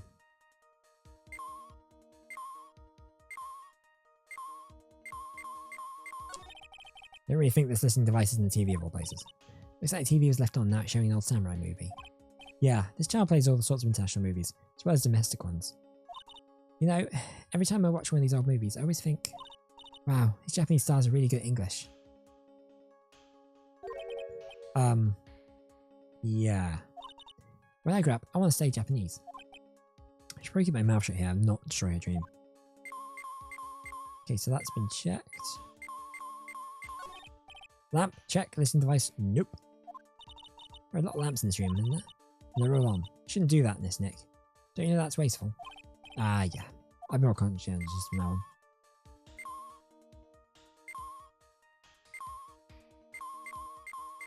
Lamp!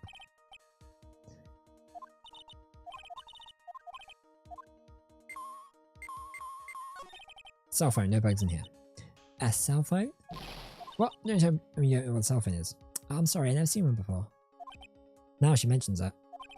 My cell phone couldn't get any reception whilst I was in Korean Village. Pels has never lived outside that village, so...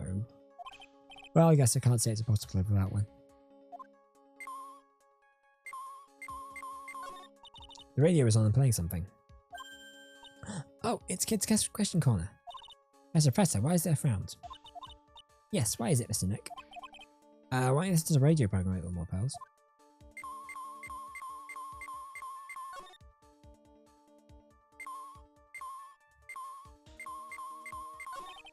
You have a dryer in the future, I think. Dryer? Oh. Use it next to a TV and make the screen look real weird, right? Yeah. When that happens, it's called electromagnetic interference, right? Hey, good memory, pals. I'll never forget it for the rest of my life. Wow, there's really delicious loaf of bread in here. Looks like it's been on keep warm all this time since the murder. Well, Mr. Scruffy Detective always says gotta keep the trail and crime scene warm. I think the keep warm in that case is a little more metaphorical. Well, it certainly looks like an alarm clock. What's wrong? Why do you look troubled? I just can't imagine the listening device being inside this alarm clock. It just sort of reminded me of something that happened a long time ago. Oh. Well, anyway, it looks like the listening device is in here.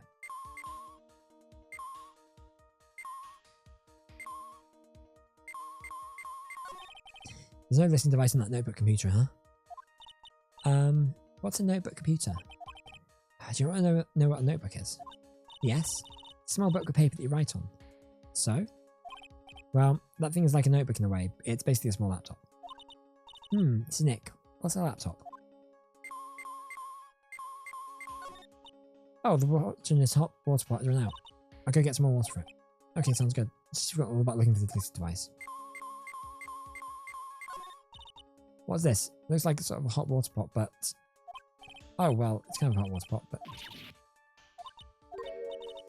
is there a pot that orange juice comes out of? I don't think there's anything like that, pal. Sorry.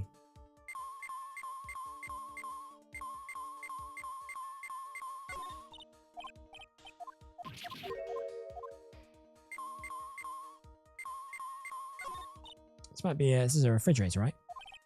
We don't think there's any devices in something like this. It's filled with nothing but healthy vegetable juices, right? Yeah, sure. What does that have to do with listening devices?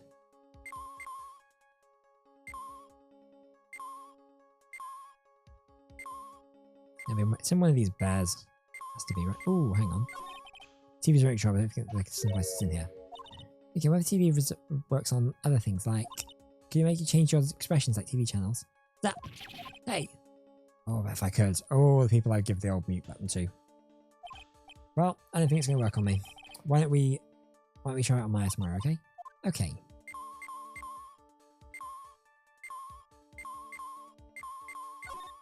What's this? It's a small video camera. Listen to this gizmo. Everyone's trying to make smaller and smaller lately, right? That's what it seems like. But I want to grow bigger and bigger. Well, eating only vegetables isn't going to help you there. You have to eat meat too. Actually, no, you don't. Just any source of protein will do.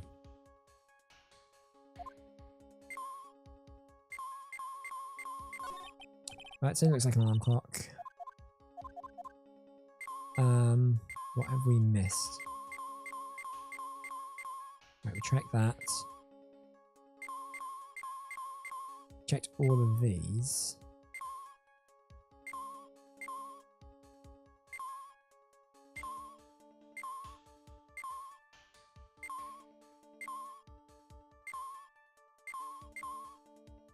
Checked the notebook, checked the remotes, checked the camcorder, we checked the dryer, the bread maker. Slide back over here. Is there something we've missed? Check the radio. Ooh! Oh, what a lovely bear. Ah! It's one of those fancy bear-shaped toy robots. It's a robot? It's a real robot? Yeah, it's a real one. It's a Nick. Yeah, yes. How many horsepower is it? How many horsies? Horsies? Well, look, it's a bear, so that's not helpful. Well, the phone is the most common place for a listening device, I'd say. But let's take the receiver apart before we get ahead of ourselves here. Wow, you know a lot about electronics, don't you, Nick? Yeah, I know tons, especially when it comes to taking them apart. It's my specialty. I'll leave the fixing part to Gumshoe. So, is there a listening device in there? No. I really thought they'd be in the phone too. Lamp check.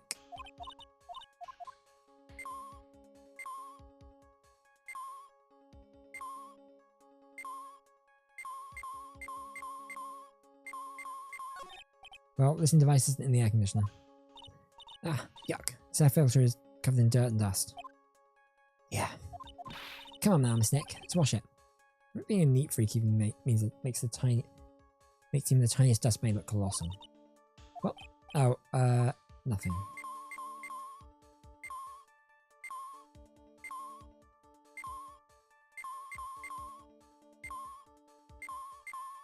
Check that.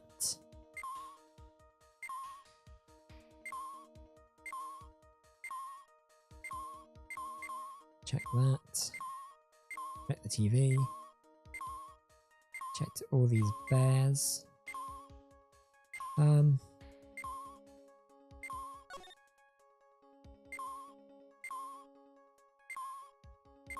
He's struggling to find where this possibly could be. Check there. Check that. Check those. Check that. Check that. Check that.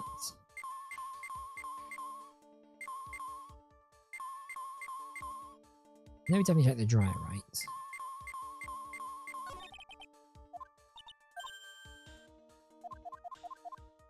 Yeah, because we had that quote about the electromagnetic interference.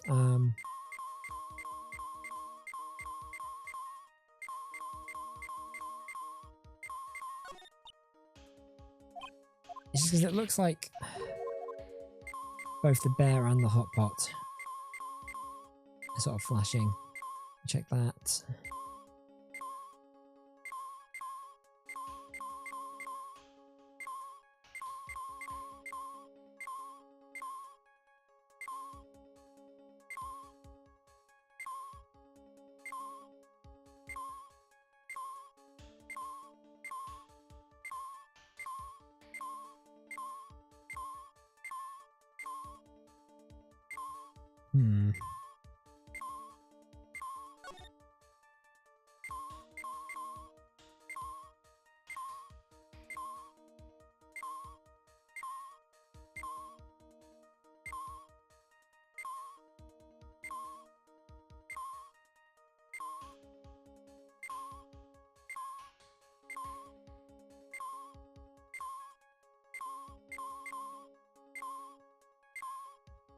I have no idea where it is.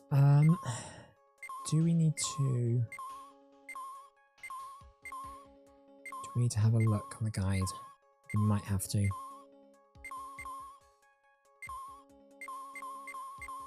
Because that's been checked. That's been checked. All the lamps have been checked. TV's been checked. Air conditioner's been checked.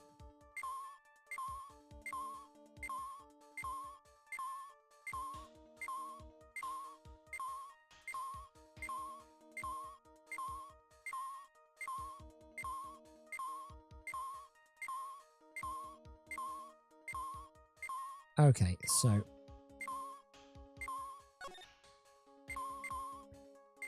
apparently it is there, which is weird because I was going across here and I was like, it's quite disturbed because like you can always. I was thinking that was for this, but apparently it isn't. Yeah, this is just a giant stuffed teddy bear, right? It's the biggest one I've ever seen. Hey, did you guys find it yet? Listen device, I mean. No, not yet, but this bear's eye is. Let's see. Perfectly normal stuffed bear with some really strong radio waves. Sounds like you found the device to me, pal. Let's dig this big fella's eye out and see what we got. No, you can't. Such a violent act. Woof. It's a miniature camera. It looks like there's more. There's a transmitter and a timer. Oh, what a minute? Transmitter, pal. Oh, is this more of that high-tech stuff? So this tiny thing is a camera. Yep, it's a pinhole CCD camera, pal. Small high-tech video-grade camera, high-grade video camera mostly used in security systems. So it's a video camera. Runs on a battery, which comes with it in a set. But there's no videotape on this camera. This is the only camera part here, pal. Shape recorders with the tape inside it somewhere else. Somewhere else? Which is changed to radio waves and it's sent to that. Which is changed into the radio waves and is then sent to the recorder. So it's sort of like a TV broadcast, eh? Hey, you know, you're right. So what is a transmitter? It's a device that sends the footage the camera took to a specific destination. Like a video version of a listening device, pal. It's like it's attached to a small clock-like thing. Oh, that's a timer, pal. You can turn the camera on and record at a certain time with it. You can set for it for a certain time? Yup. Let's see. This one looks like you're set to start at 8 PM and going for 1 hour. 8 PM?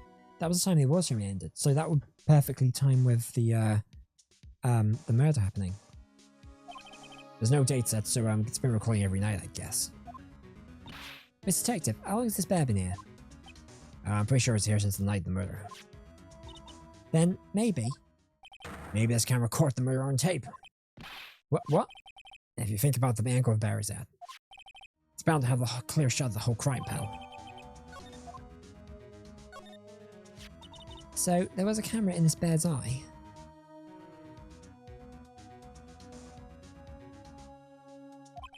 And it was disguised as a present. And I'm sure it was here the night of the murder, pal. It's pretty big, so it stands out pretty well in my mind. But who gave Mr. Corridor this present? I don't know, pal. But this means that someone out there got a video of what happened there at night. Isn't there any way we can find out who that person was? It's impossible, pal. Radio waves can be sent almost anywhere, so there's no real way to find out. Oh. Is there any way to find out?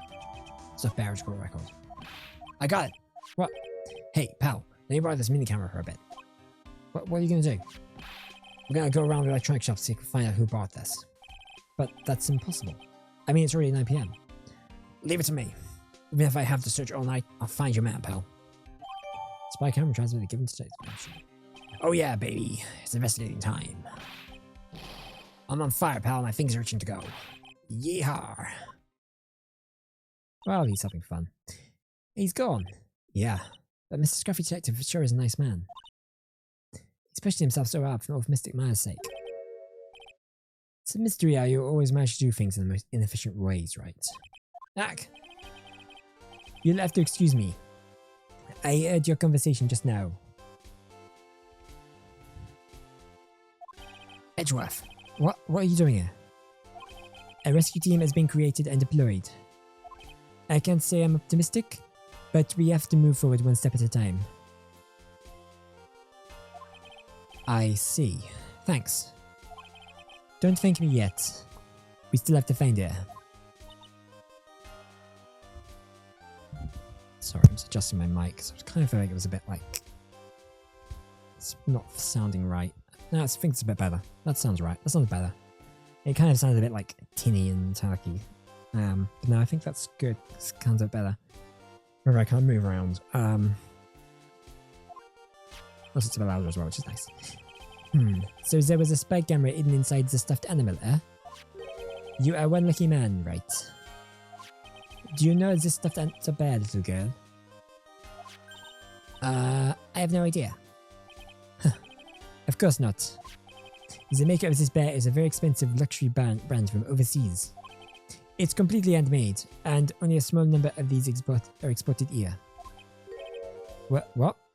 The camera and transmitter that Scatterbrain Detective took with him at dead ends. Oh, and I suppose you know everything already, don't you, Edgeworth? Things like those can be brought anywhere. However, his despair is different. By tracking how it got into this country, the bear can tell us who the bear is. Can you really do that? Mr. Nick, can you really? Well, I guess so.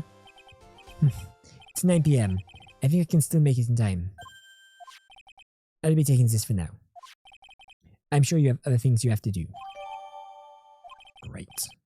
All our evidence keeps getting stolen. See you soon, Wright. Wait. What? Why are you doing this? I have no interest in explaining myself to someone who cannot comprehend. But besides that, Wright, until the court reconvenes tomorrow, you should concern yourself with this question. Who was the person who murdered Juan Corrida? The real killer. Do you really think it was Adrian Andrews? No.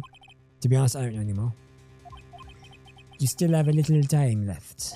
Find the truth, right? Everything begins with the truth. Corrida's real killer. Miss Andrews passed. The kidnapper whose sole condition is an acquittal from Mr. On Guard. And this card. Shelley the killer.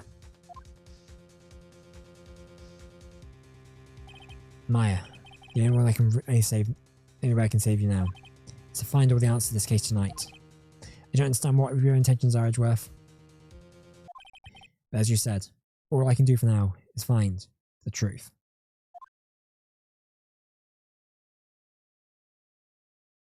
Okay, and I think with that, that's going to be it for the day. The investigation is hotting up.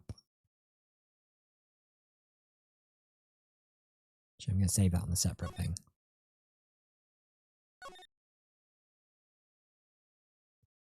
Yeah, so looks like we've got some more investigating to do, and then culminating in the trial, or at least the next part of the trial. I'm hoping the next trial will be the last bit of the game, but we'll never know. So that's going to be it for the stream today. Thank you for joining me. Whether you joined for the whole thing or if you joined for 5 minutes, I really appreciate you hanging out. We are going to be back next Sunday for the next installment of Phoenix Wright. No stream next Saturday because I am busy all day. So we will be back on Sunday for some more Phoenix Wright, unless we do something in midweek in the evening, which I'm not promising, but maybe something will happen. I don't know. So I hope you can join me for that.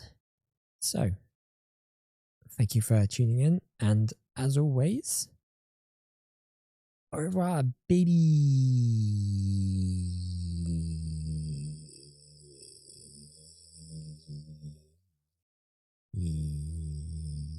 See ya. Bye-bye.